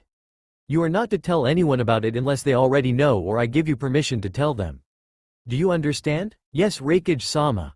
I can only talk about my biju with people you say I can and people who already know. Naruto paused for a moment, his face a picture of indecision. Raikage-sama? Can I get permission to tell Mabui-chan about my biju? The Raikage raised an eyebrow but nodded his head. I think that would be alright. I was planning to have Mabui-san become my secretary so I am confident she can keep a secret. Naruto jumped up in excitement before catching himself and sitting again. That's great. The Raikage chuckled a little before continuing with his orders. There is one other new person who you can talk about your biju with. There is a girl named Yugito Ni. If you meet her you can tell her about your biju. Why? You can talk to Yugito because she is the same as you. Naruto's face scrunched up and thought again. After a few moments his eyes widened and he gasped. Does that mean that Yugito? Nodded his head again. Yes, Yugito is one of the jinchuriki we have in Kumo. She holds the Nibi no Neko and can help answer questions you might have. I'm sure that Mabui or B will be happy to introduce you to her. Naruto smiled at the possibility of making new friend. B decided to jump into the discussion again. You can also come to me if you have any questions about being a jinchuriki. I'm Kumo's other jinchuriki. I hold the Hachibi and have full control over his chakra. Naruto looked up at B with hero worship in his eyes. Really? You have full control over your biju? That's amazing. Can you help me get control over the Kyuubi? B reached out and ruffled Naruto's hair. Of course I can. I'll help you master your biju when you're old enough to handle its power. Of course that can take some time, but until then I'll help you get stronger. Naruto jumped up again in joy but this time didn't immediately force himself to sit down again. Alright, that's awesome. I'll get super strong and master using the Kyuubi's power really fast now. A and B both chuckled at his enthusiasm. Finally the Raikage spoke again. Alright, I know that I gave you a lot to think about so I'll let you go. Just remember to keep your biju a secret. Naruto tried to give the salute that he had seen other shinobi give when acknowledging orders. Right, no problem Raikage-sama, I won't let you down. A waved his hand and let the two leave his office. He was glad that Naruto had taken the news so well. Maybe he wasn't so bad with kids after all. A glanced down at the stacks of papers on his desk. He grimaced because he realized that he was now behind schedule. Kami, he hated paperwork. He couldn't wait to make Mabui his secretary, then she would take care of this paperwork for him. Naruto ran home as fast as he could. He darted in between people, weaving through the crowd as fast as his legs could carry him. He was so excited about the fact that he was a jinchuriki that he felt that he needed to run or else he would explode. When he had been called into the Raikage's office earlier, he had thought that his good luck had finally run out and that he would be sent back to Konoha. Instead he had been told that they knew why people hated him and that not only that they did not care, but that he was important because of it. He finally allowed himself to believe that this was not a dream or temporary vacation and that he actually had a new life. Finally, Naruto broke free from the crowds and sprinted into his building. He ran up the steps, fumbled around in his pocket for his key and opened his door. He walked into his apartment and allowed himself to relax. The room he saw was empty and bare. To many, it would seem to be ugly or plain. To Naruto, the room seemed to be the greatest place on the planet because it was his home. The room had plain white walls, an unpolished wooden floor and no furniture to be seen. He had not gotten anything for it yet because he just couldn't believe that he would actually live here permanently and he was used to worse. Now, however, that he allowed himself to actually believe that this would be his home, he decided to change that. Naruto sped through his apartment, checking each room to make sure that he knew exactly what he needed and where it would go. When he was done, he left the apartment and raced down the hall to Mabui's apartment. He paused in front of her door and took a moment to calm himself. He knew that Mabui could get annoyed when he was really hyper and he didn't want to annoy his first friend. After a minute of deep breathing, he allowed himself to knock on her door. Even with his newly calmed state, Naruto fidgeted with excitement as he waited for Mabui to open her door. After what felt like an eternity to Naruto, but was actually closer to 2 minutes, Mabui opened the door. She glanced down at Naruto and smiled at just how excited he looked. "Hello Naruto-kun, what brings you here?" "Hi Mabui-chan, I just got back from the Raikage's office and I have great news."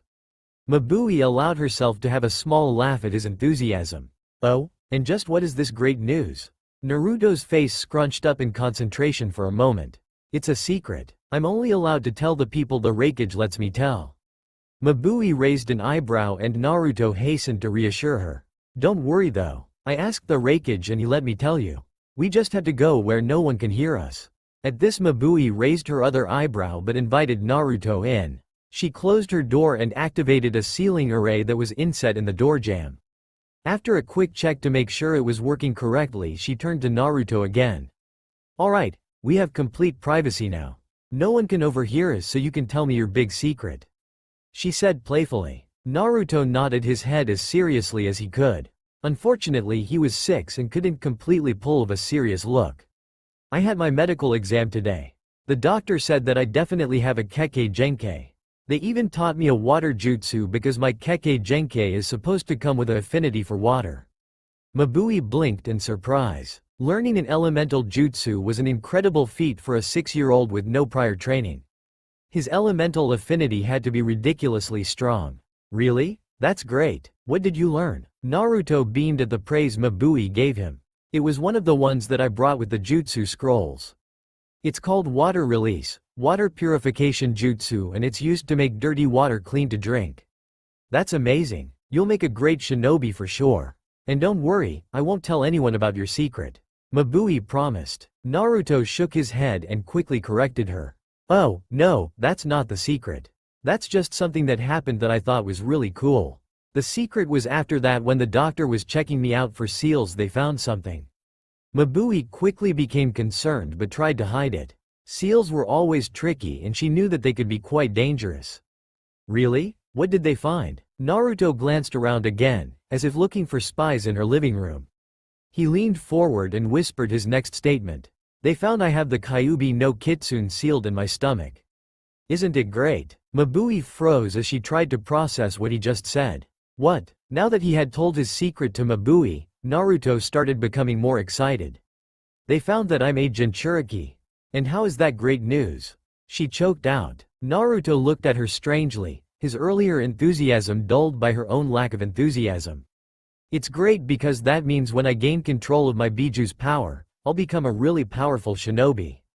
Also, I found out that there are other jinchuriki here. B promised to help me gain control of the Kyuubi's power when I get older and to introduce me to Yugito. I just know we will be great friends." Mabui was still quite shocked by the news that Naruto had just given her. She wanted to tell him that being a jinchuriki was not easy or safe, but as she looked at him she just couldn't bring herself to do it. He looked so happy and excited that she couldn't bring herself to do anything that dimmed his enthusiasm. Finally she just smiled at him. "That sounds great. I know you'll be a great shinobi, even without being a jinchuriki. Just remember not to rely on any one power too much, to keep pushing yourself, especially when you think you've reached your limits and to take time to enjoy life. Naruto looked at her, as solemn as a 6-year-old boy can be. Alright, Mabui-chan, I will remember what you've told me. I'll become a great shinobi, I won't let you down. She smiled and reached out to ruffle his hair. He squirmed uncomfortably and she laughed.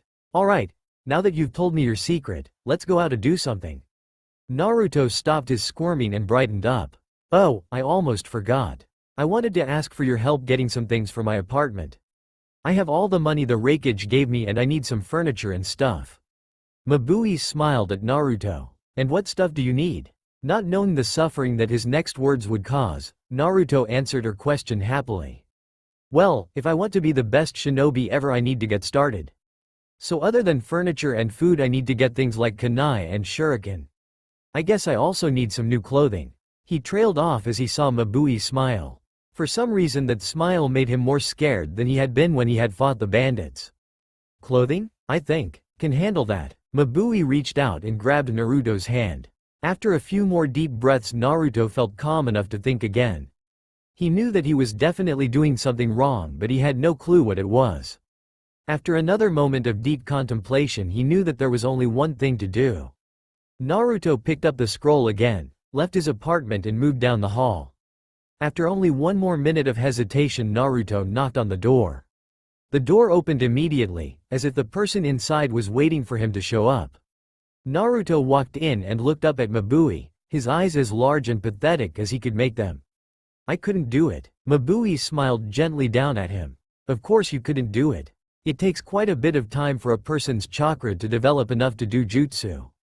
That's why the academy starts when you're 10, not when you're 6. Naruto shook his head vigorously.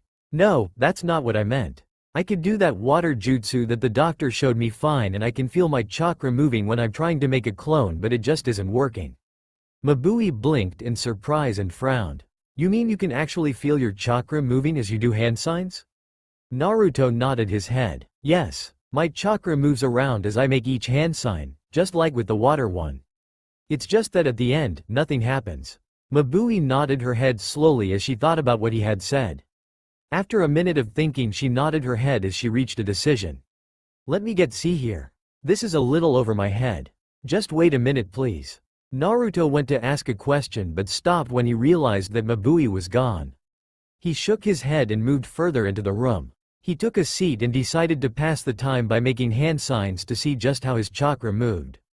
Naruto didn't have to wait long. After only 5 minutes of making motions, both the hand signs that he knew and random ones to see how his chakra reacted, Mabui and C appeared in the room again. Naruto got up and C turned towards him. Mabui-san tells me that you're trying to learn some jutsu and that you're having trouble. She also tells me that you can feel your chakra moving but that nothing happens. Naruto nodded his head but decided to speak. He had nothing to add to what Mabui had already told C. After another moment C realized that Naruto was not going to speak so he decided to continue. Alright then, why don't you just do what you normally do and I'll see if I can find what's wrong. This time Naruto replied. Alright, no problem. He again went through the hand signs, his concentration so total that he missed the amazed look that formed on C's face. When he reached the end of his hand signs he exclaimed, Clone Jutsu. Naruto felt his chakra flare once again. He looked around, just as excitedly as when he had tried the technique before, but his face fell as he realized that once again, nothing happened. Naruto sighed and turned to face C, a look of total helplessness on his face. See? My chakra moves around and it gets released but nothing happens. Not even smoke. I've tried it like 20 times and nothing seems to work. What am I doing wrong? C stared at Naruto for a moment longer before he managed to compose himself. Finally he answered Naruto, his voice still showing the amazement he felt. Wow. I have to say that you got the hand signs correct but that your chakra didn't move quite right to each sign. I also have to say that you put way too much power into the technique. Completely overpowering the technique will also cause it to fail. Naruto nodded his head as he thought about what he had heard. After a moment he nodded his understanding. Then he turned around and made the signs again. Clone Jutsu. Naruto glanced around the room excitedly only to once again be met with disappointment. He frowned before letting a look of determination settle on his features. Clone jutsu. Clone jutsu. Clone jutsu. Clone jutsu. Finally Naruto reached his limit. Ah, you have got to be kidding me. That's the smallest amount of chakra I can use. Why isn't anything happening? Mabui decided to intervene before Naruto had a chance to get angry. Look Naruto, it's alright if you can't do a jutsu on your first try. Most shinobi take months to learn a new jutsu. You have years to practice before you can even think about becoming a shinobi, so you have time. C nodded from his place beside Mabui. He knew that she was trying to keep Naruto from getting discouraged and he agreed with her decision. That's right. Besides, I mentioned that power wasn't the only issue that you had with the jutsu. You are also molding your chakra differently than most people, so you need to figure that out as well. Naruto nodded his head dejectedly. He knew that they were more experienced and they knew what they were talking about, but he wanted results quickly. He had gotten that water jutsu quickly, so he had hoped to get others just as fast. Finally he straightened up and nodded his head, decisively this time. Right, no problem. No matter how much work I have to do, I'll get this down. I have to if I want to be the strongest shinobi ever after all.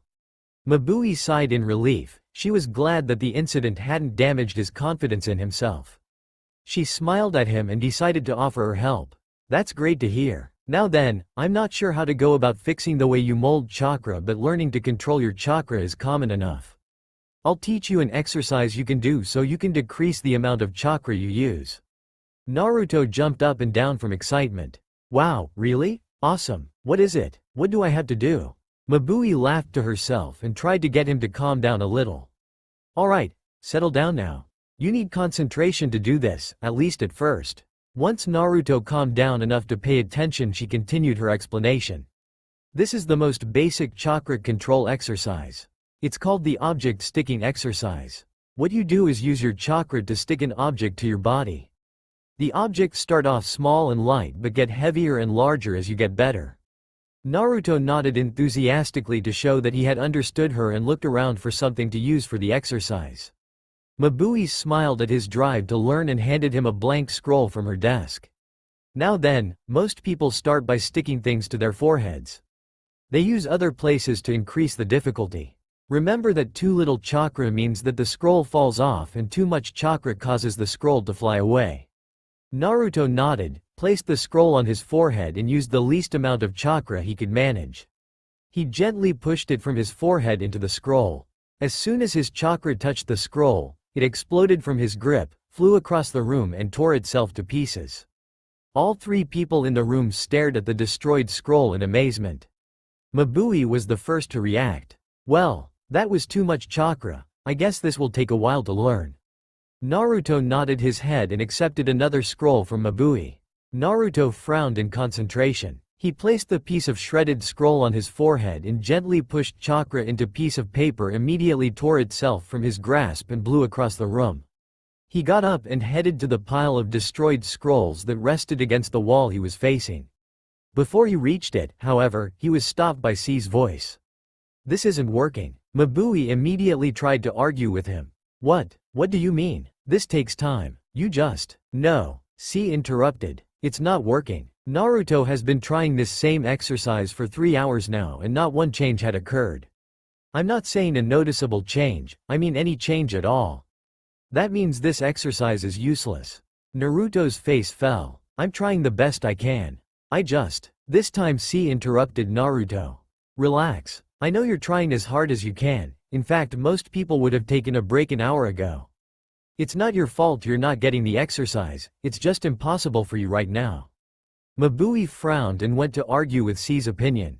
C noticed her open her mouth, so he quickly continued. What I mean is that this exercise simply uses too little chakra to teach you anything. You have so much chakra that you completely overpower the technique and get nothing from it. Naruto looked downcast. How was he supposed to be a great shinobi if he couldn't use any jutsu?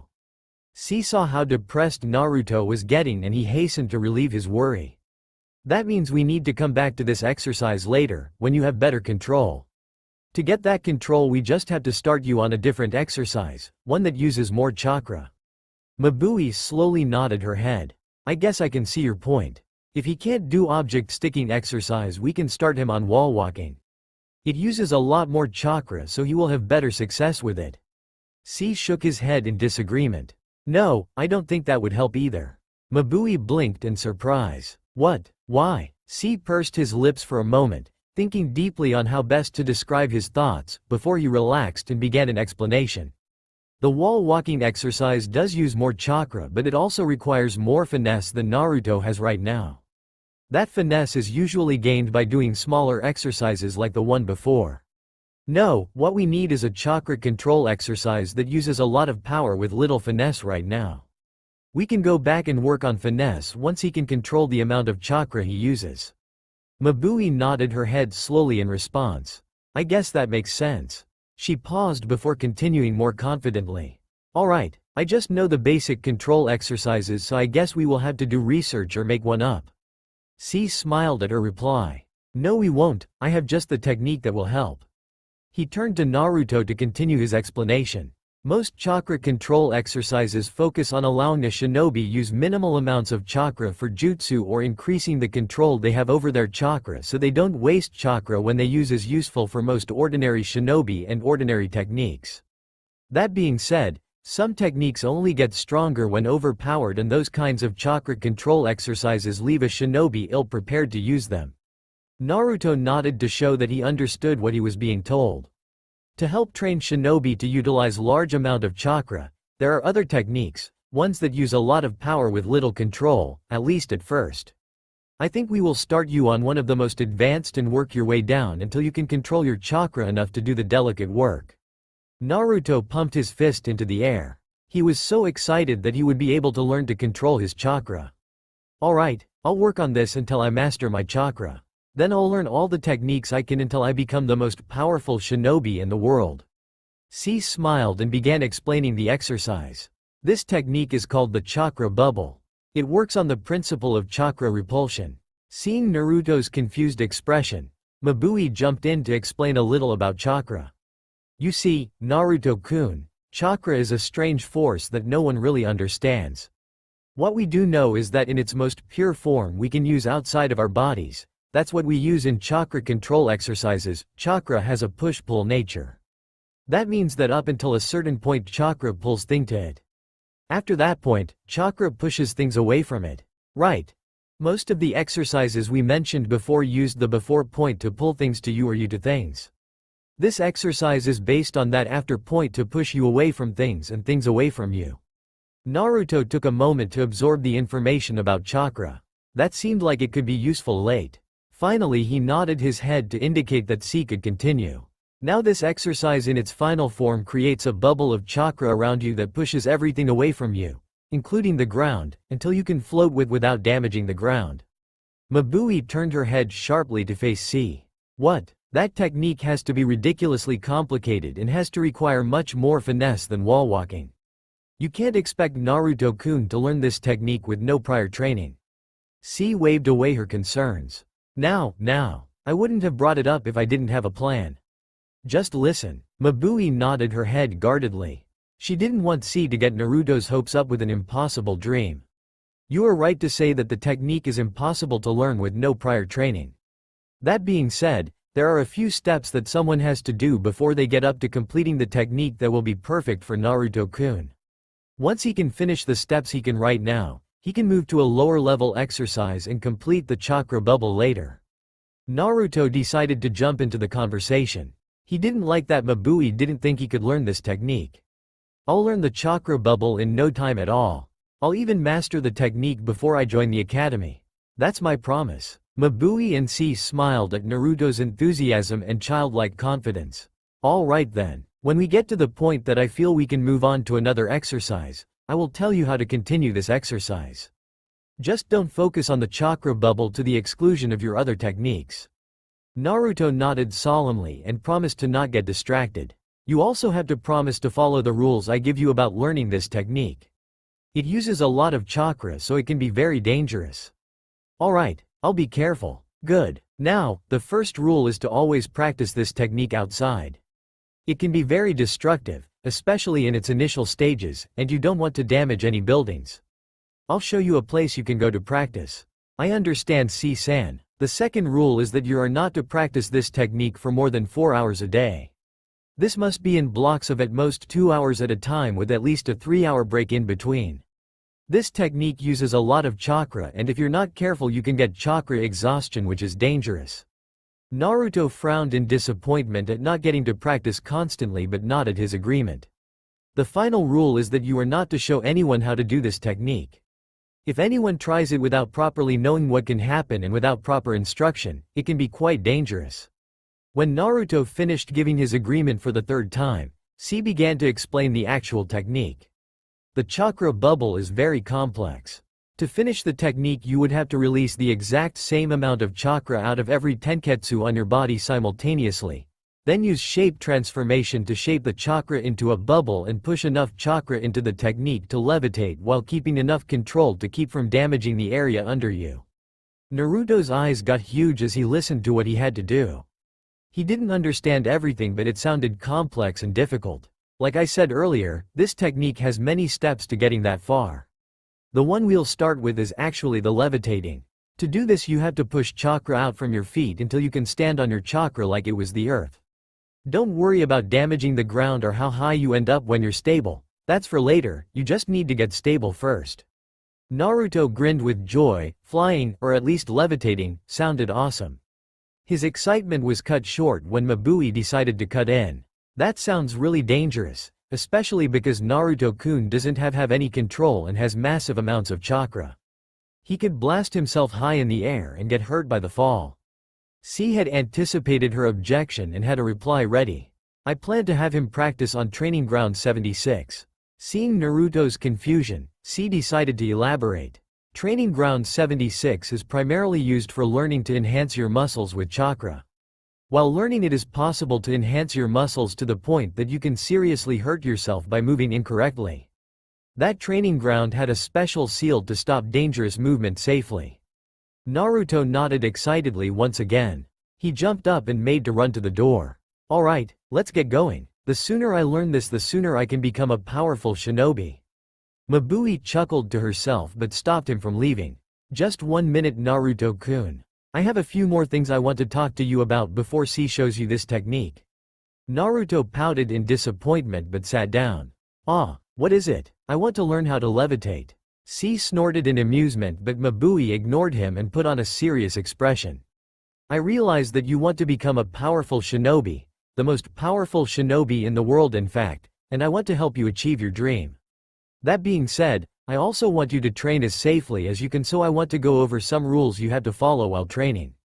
Naruto nodded his head, trying to be as serious as he could be. No one had ever cared about his safety before and it felt nice to be wanted. Now, the first and probably most important rule is that you are not allowed to do physical conditioning. What? Why? How will I become a powerful shinobi if I can't train? Naruto-kun, calm down. I'm not saying that you can never train, in fact you will definitely have to train as you get older. I'm just saying that you can't train until you get older. Naruto frowned as he asked his question again. But, why? Mabui sighed at his expression. She knew that if she didn't explain herself to his satisfaction he would go off and try to train by himself. She didn't want that, he could get seriously hurt. Listen, Naruto-kun. The body of a child is constantly growing and changing as you get older and are exposed to different stresses. This means that if you put too much strain on your body you could seriously damage yourself. Naruto frowned, clearly not agreeing with what she was saying, so she continued her explanation. Physical conditioning is all about putting strain on your body and letting it heal. That kind of strain could seriously hurt you until you get older. At the very least it would stunt your growth. Naruto nodded his head very slowly. So when does it get safe for me to start training? Mabui frowned in thought and glanced at C. He thought for a moment before answering Naruto's question. I'll answer that one, Naruto-kun. As a shinobi with medical training I know a lot about the human body. Generally, the best time to do physical conditioning safely is after your body hits its maturity. Around the age of 12 or 13 I would guess. But that's so long. Naruto whined. How am I supposed to be a shinobi if I can't train until I'm 12? Mabui sighed at his stubbornness and decided to compromise a little before he decided to ignore their warning.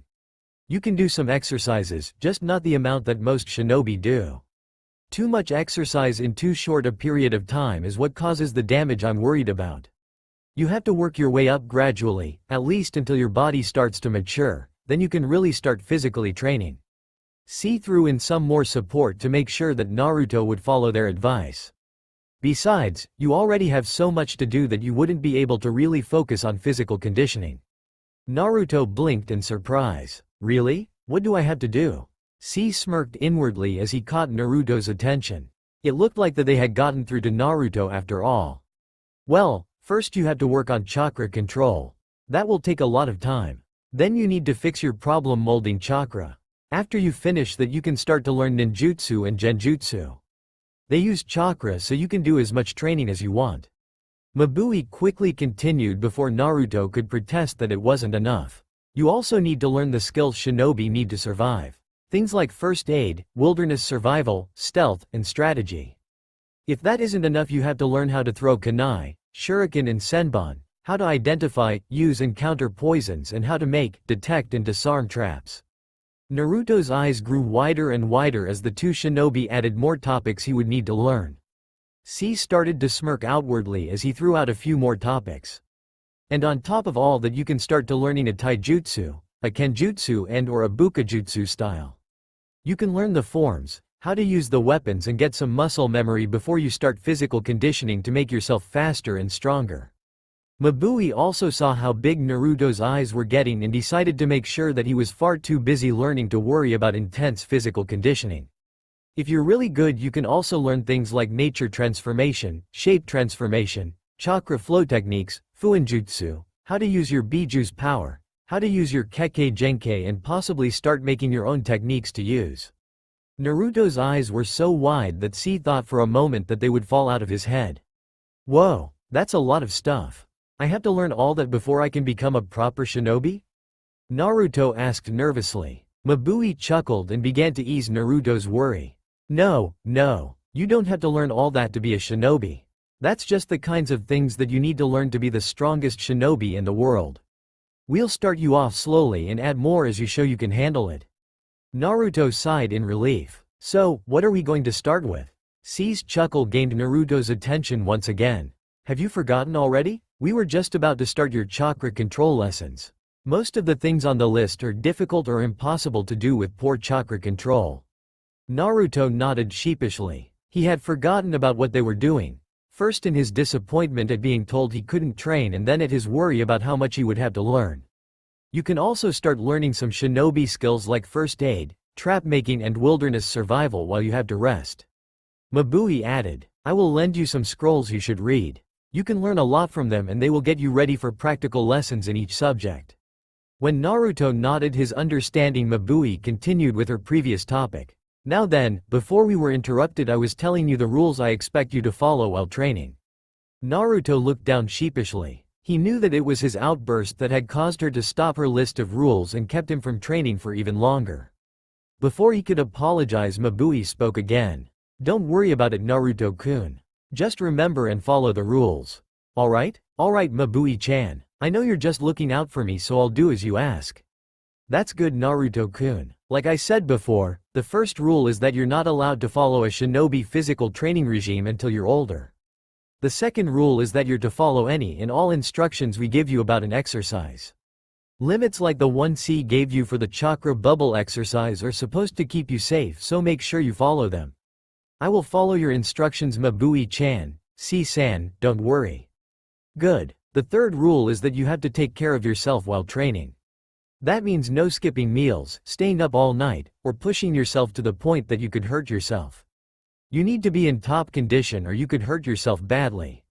I understand, Mabui-chan. I mean it, Naruto-kun. You also have to take breaks from all training to just be a child. Not just taking breaks to study shinobi skills in between chakra exercises and your physical training.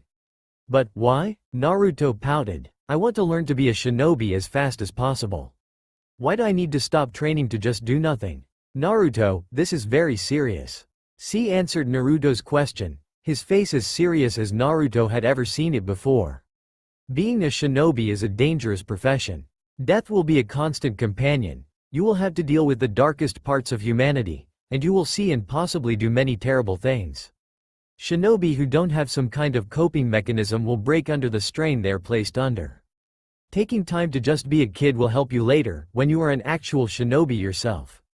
Naruto nodded hesitantly. He remembered how he felt when he had killed that bandit from before and realized that he would have to kill again. He suddenly felt a little better about taking time to just be a child. Alright C-san, I understand and will make sure to take breaks when I can get them. C nodded his head, sad that he had to reveal such a harsh truth to the young boy but pleased that Naruto remained resolute and that Naruto would listen to his advice. Mabui continued by finishing her rules. The fourth rule is you need to come to either me, C or B before starting a new training exercise. We need to make sure that you're learning safely and can give you tips or help to make sure you get the most from training. No problem Mabui-chan, I'll come to you before I start training anything new.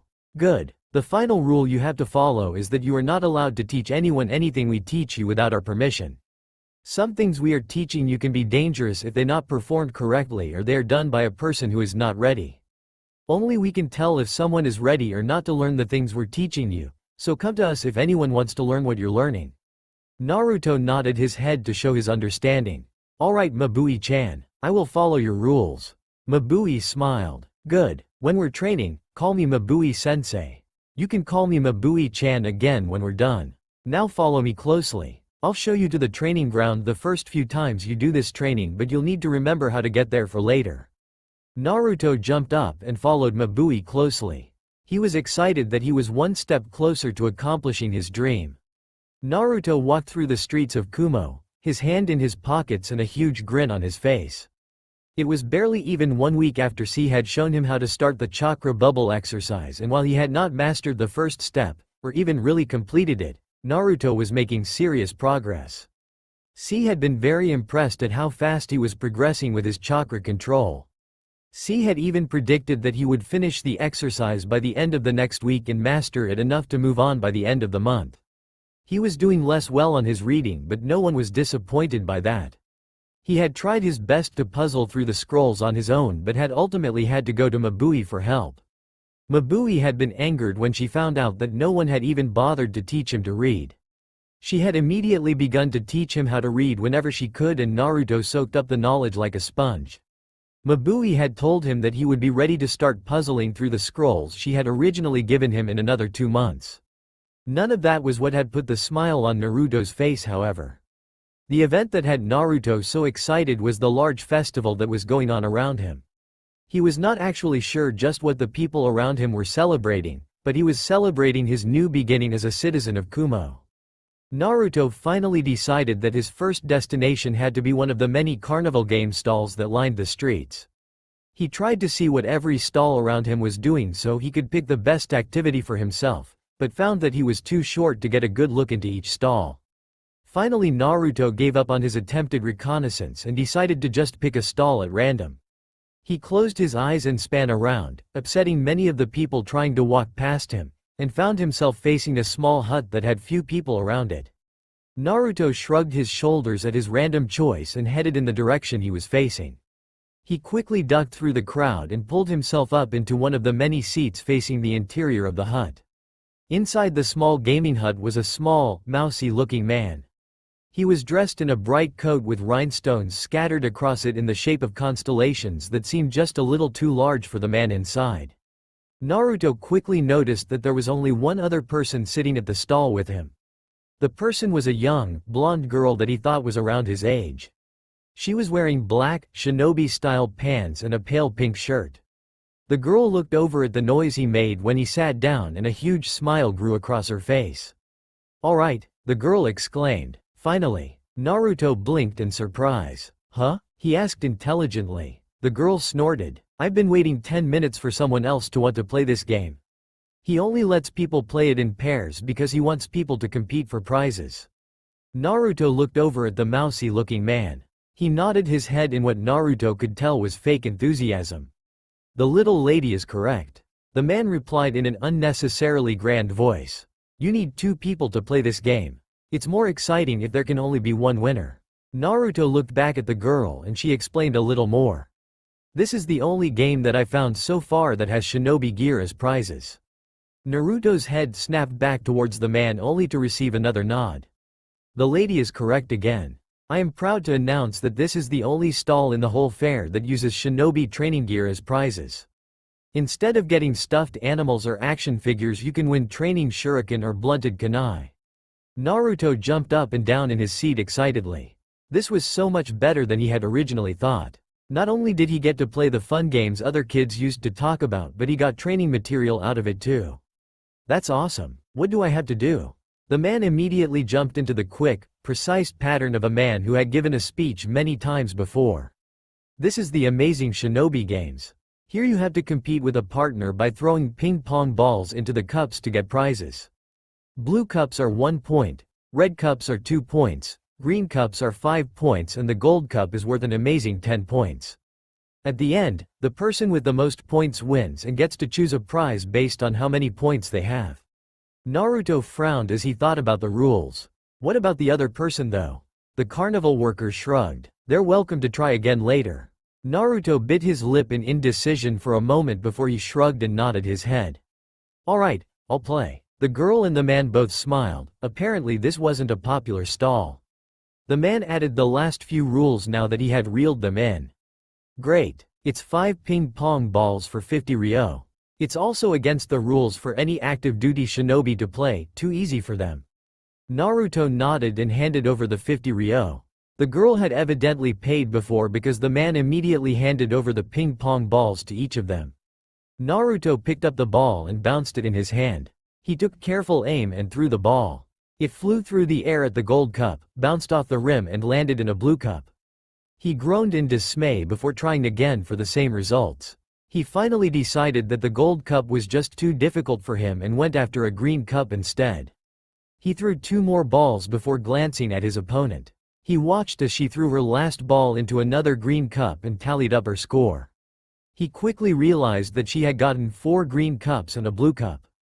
Thinking that he had no way to win this, he tossed his ball without looking at his target. Naruto quickly looked up, however, when the man declared, "Winner." The boy with the yellow hair.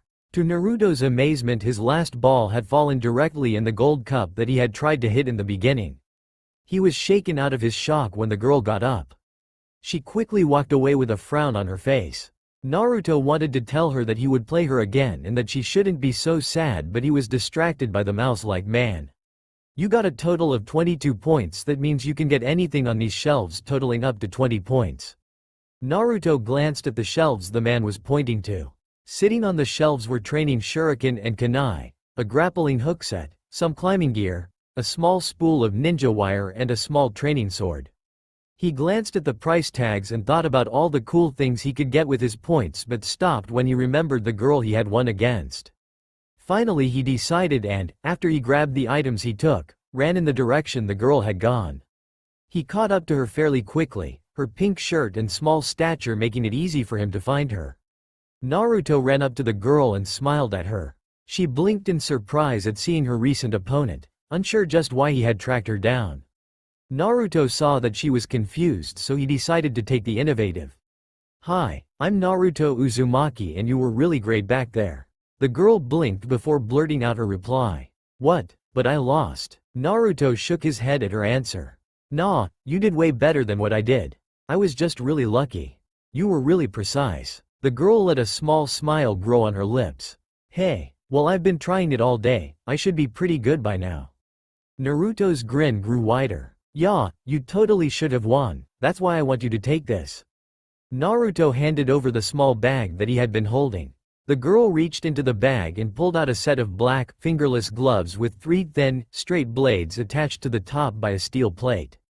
The girl let out a small gasp and looked up at Naruto. He blushed lightly as he explained himself. "I saw that you were looking at those climbing gloves earlier and you really should have won, so I got you those." The girl was still looking at him in shock, so Naruto rambled on. "I didn't really need any of the stuff he had as prizes. I mean, I'm only beginning to train as a shinobi and I'm nowhere near where I need to be too." Quote. He was interrupted when the girl gave him a quick hug. This time Naruto was the one shocked speechless as the girl rambled on. Thank you, thank you, thank you. I've been trying to get these gloves all day. This is the only place that I've been able to find gloves like these for under 1,000 ryo.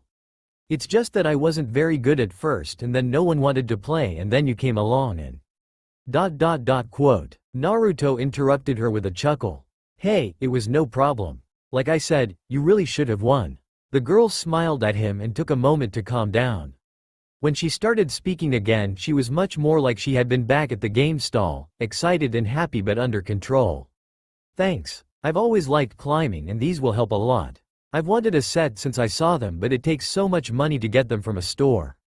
Naruto was nodding his head in agreement when the girl seemed to remember that she hadn't introduced herself yet.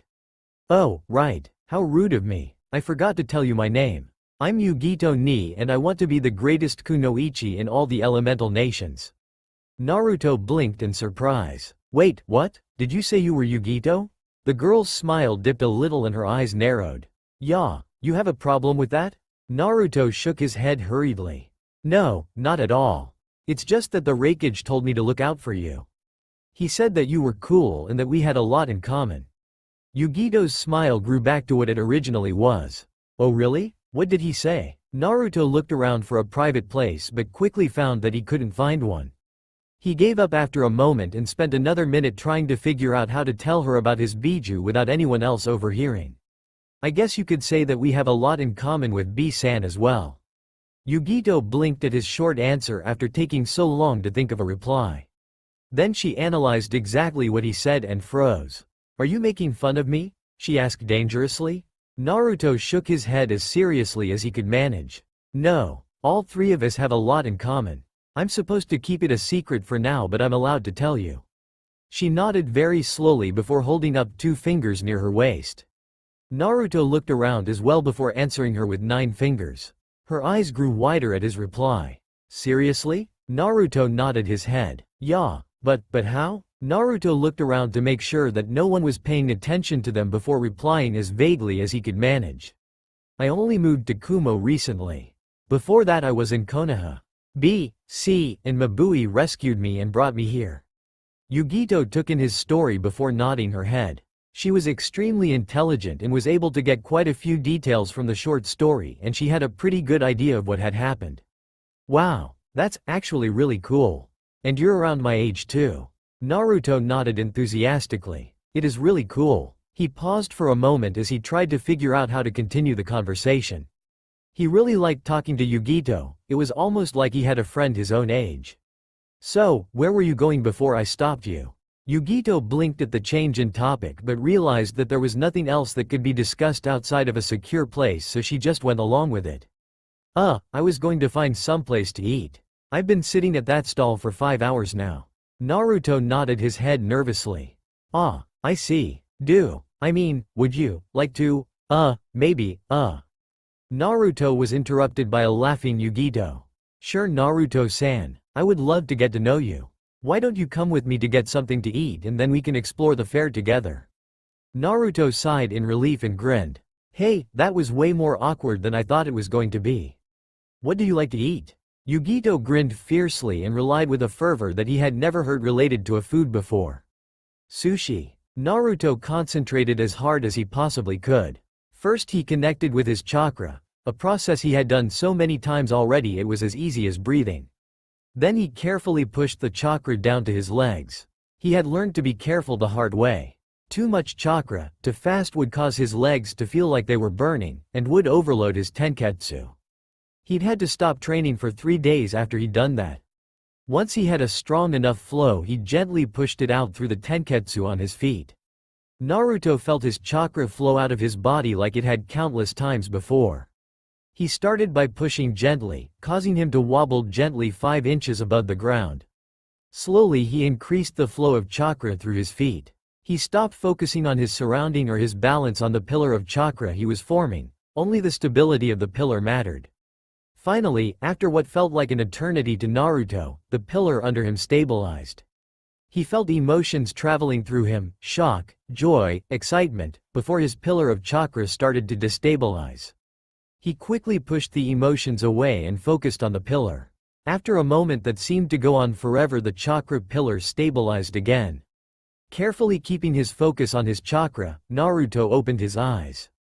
And promptly fell to the ground, 4 feet below him. Naruto felt the hidden seals around him catch him and slow his fall, a feeling he had become familiar with over the past 2 weeks. Normally this feeling came with a spot of disappointment, but this time Naruto felt nothing but pride. He had finally got it right. For just a couple of moments he had actually been levitating on a stable pillar of his own chakra. He glanced up at his sensei, C, who had been watching him practice. C had a large smile on his face as he approached Naruto.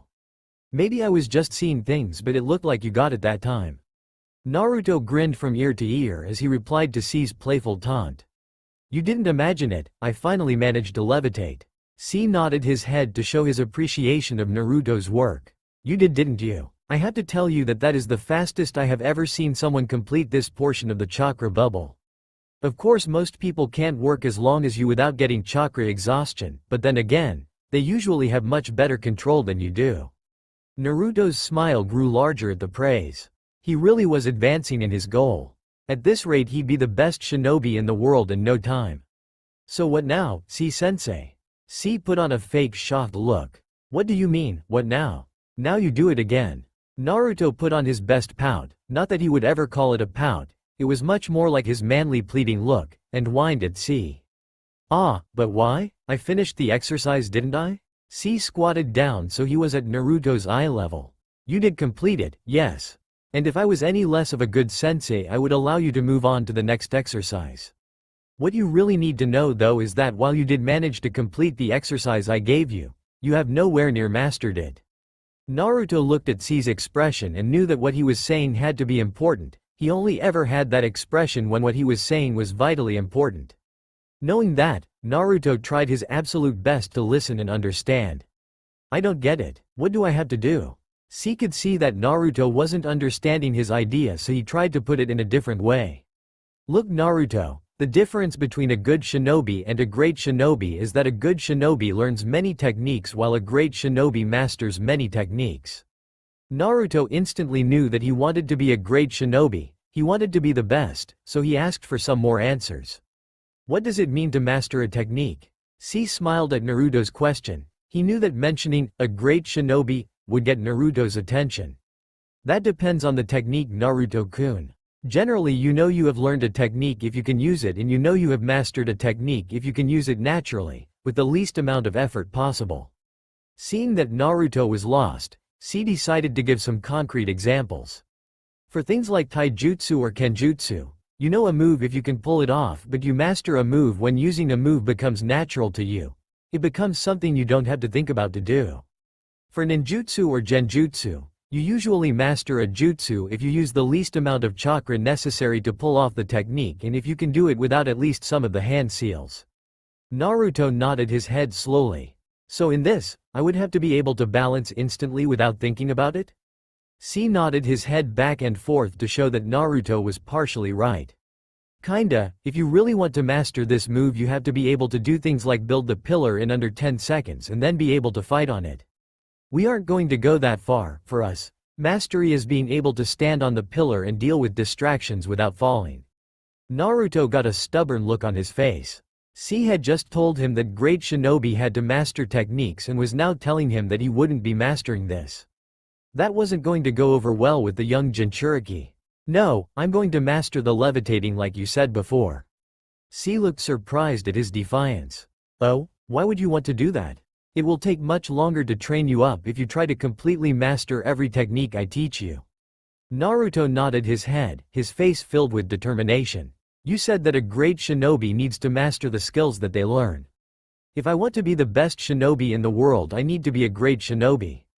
I don't care how long it takes, I'll master every technique you give me." C smiled at Naruto's promise. "That's a really good attitude to have. Just remember that mastering a technique takes time and that focusing on mastering a single technique can be worse than just learning a few techniques." Naruto nodded his head slowly, clearly not understanding. C cast around for another way of stating his point before coming up with the perfect way to explain it.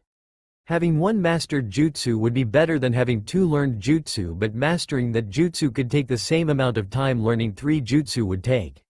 You had to balance your time between learning and mastering techniques because both have their downsides. What is the downside to mastering techniques? C was glad that Naruto was asking questions. He really was becoming a better student every day they worked together. Mastering a technique takes a lot of time and leaves you with a single technique. No technique is unbeatable, so if anyone can defeat your technique, you have nothing to fight with. Learning techniques is faster, so you have more to use, making you harder to defeat, but someone who masters techniques could be better than you, which would also be bad. Naruto nodded his head confidently. So wouldn't it be best to just master a lot of techniques? C laughed at his student's question. Of course it would, but that takes a long time. Someday you'll get to that point if you work hard enough, but that's a while off. Now why don't you get back to practicing? If you want to start mastering techniques, you'll need all the time you can get. Naruto took one last moment to make sure he would remember this lesson before running back to his practice spot. A small grin on his face and more determined than ever before, Naruto began concentrating. Naruto wandered down the street trying to find something to do. He had finished training and didn't feel like reading more scrolls, so he left his apartment to wander Kumo. He felt that he had been working hard lately and that he should take a kid day. The only problem with that is that he had never really had time to do things normal children did, so he was unsure what to do. Naruto walked around aimlessly for an hour before a noise caused him to stop. The noise was a faint clicking sound, like whatever had caused it was far away or muffled. The only reason he had heard it was because he had been training to hear the click most mechanical traps made when triggered, like the scroll he was reading suggested. He immediately froze and looked around, hoping that he hadn't stepped into a trap. After a moment he realized that he was being foolish and relaxed. He was on a busy street and people were walking all around him. If they had no problem with a trap, then he wouldn't either. He took another step and froze when he heard the sound again. Naruto frowned and decided to listen more closely. After a moment he heard the click again. The sound was actually fairly rhythmic and muffled. The only reason he had heard the previous clicks was because they were slightly louder than the rest. If Naruto had one fatal flaw as a shinobi, it was his curiosity. Now that he heard the faint clicking sounds, he had to know what was making it. Following his ears, something he had gotten fairly adept at back in Konoha, Naruto headed off into a small side alley off the street. The back alleys of Kumo were designed by shinobi to help in the event of an invasion. They were long, twisting mazes that connected with the sewer and each other to form a second set of streets that could take you almost anywhere in Kumo. Naruto followed the sound through the twisting maze. The sound got louder and Naruto could tell he was getting closer. After a quick 4-minute walk, Naruto came up to a small, enclosed garden hidden. The garden had large brick walls that were taller than most men could climb. There were only 2 entrances to the garden that he could see, one into the building the garden was connected to and the other a small hole in the wall that was next to him. At some point the entrance to the house had been bricked up, leaving the hole the only entrance to the garden. Finally, having caught up to the clicking noise, Naruto slowly crawled through the small opening in the wall. The garden had obviously seen better days. Most of the plants were dead and the few that remained alive ran everywhere. Sitting in the center of the garden was a small fountain, that once ran with water endlessly, but was now dry and cracked. Naruto headed towards the dry fountain, which was the source of the sounds he was following. He slowly crept up to the fountain and peered over the lip that was designed to keep water in when it still worked. Sitting in the center of the fountain was a young bird. The bird was mostly brown, but it had white feathers around its tail and in the underside of its wings. The feathers around the head were more golden in color, leading to a sharp hooked beak and a pair of golden, almost glowing eyes. The bird was steadily tapping at a metal grate to produce the sound that had attracted Naruto. The grate was supposed to help keep things out of the drain, but it had rusted, leaving small holes. Naruto bumped into the lip of the fountain, causing the bird to look at him. When the bird moved, it revealed that the bird's foot had gotten caught in one of the holes in the grate. Naruto climbed into the fountain and approached the bird. The bird watched him carefully as he approached, as if trying to determine he was a threat. Naruto slowed down even more. He knew just how dangerous animals could be if provoked. Naruto slowly reached out towards the bird's leg, attempting to help the bird free itself. The bird let his hand get close before whipping its head around. Naruto snatched his hand back as fast as he could, but the bird was faster. The bird's beak dragged along the side of Naruto's hand, leaving a long, deep cut. Naruto jumped backwards away from the bird, worried it might attack again, but the bird just sat there, his blood staining the edge of its beak. Naruto slowly examined his hand and saw that the cut was already beginning to heal. A proper diet and a real home cleared a lot of the strain his Kekkei Genkai had been under, speeding his healing up considerably. After 1 minute of work, the cut stopped bleeding, allowing Naruto to refocus on the bird. He noticed that while the bird had not moved from its spot, it was still watching him intently. Frowning to himself, Naruto sat back on his heels and tried to figure out what to do. He didn't want to just leave the bird trapped, it would starve to death and Naruto wouldn't wish that on anyone. He also couldn't help free it if the bird kept attacking him. He also couldn't go for help because he wasn't sure he could find this place again. Naruto approached the bird again, but this time sat outside of its range. He decided to try to calm the bird down by talking to it. "Hey now, how did you manage to get in there?" he asked gently. The bird tilted its head to the side but continued watching him. "You look like you're stuck and I just want to help," Naruto continued. The bird tilted its head the other way. "I can help you get out, allow you to fly again, you just have to let me help you." The bird did not respond in any way. "If I reach out, you don't attack me. Alright?" The bird looked like it was considering his words. Finally the bird let out a short screech. Naruto was surprised that the bird responded to him. Even worse, he had kind of understood what it said. "Of course I'm not trying to trick you, I really just want to help. I know what it's like to be trapped and hungry, and if I can help then I want to." The bird looked like it was considering his reply before letting out another screech. "Hey, no need to be paranoid or anything. I could just walk away, then where would you be?" The bird let out another screech, different than the ones before, and ruffled its feathers. Naruto briefly wondered if he was insane to think that a bird could have a conversation with him, but he decided to reply anyway. "Hey now, there's no need for that. I'm just saying that it's alright to get a little help every now and then." The bird considered his words for a while before letting out another screech and moving its head away from its leg. Naruto briefly hoped that he wasn't being tricked, that beak hurt damn it, but reached out to the bird again. The bird watched him closely but made no move towards his hand. Naruto finally reached its leg and began to feel around the grate that held the bird's leg trapped. The grate had given way under the bird's weight and a piece of metal was wrapped around its foot. Naruto gently grabbed the metal and began to pull. The rusted metal parted easily under his grip and he gently pulled the bird's leg free. The bird hopped away from the grate and landed on the lip of the fountain. Naruto made sure not to move in case he startled the bird. The bird just stared at Naruto for a long moment before giving another screech. "You're welcome," Naruto replied automatically. The bird considered him for another moment before letting out a screech that sounded very self-satisfied. "Wait, what? What do you mean I'll do?" The bird gave a short screech as if explaining. "My nest? You mean my home? You want to come home with me?" The bird gave a very deliberate nod which convinced Naruto he was not crazy. Alright I guess. You'll have to find your own food mostly and I usually train most of the day so you'll have to find something to do, but you can live with me." The bird gave another shriek to show its acceptance. That's all for now. If you enjoy then please like, share and do comments.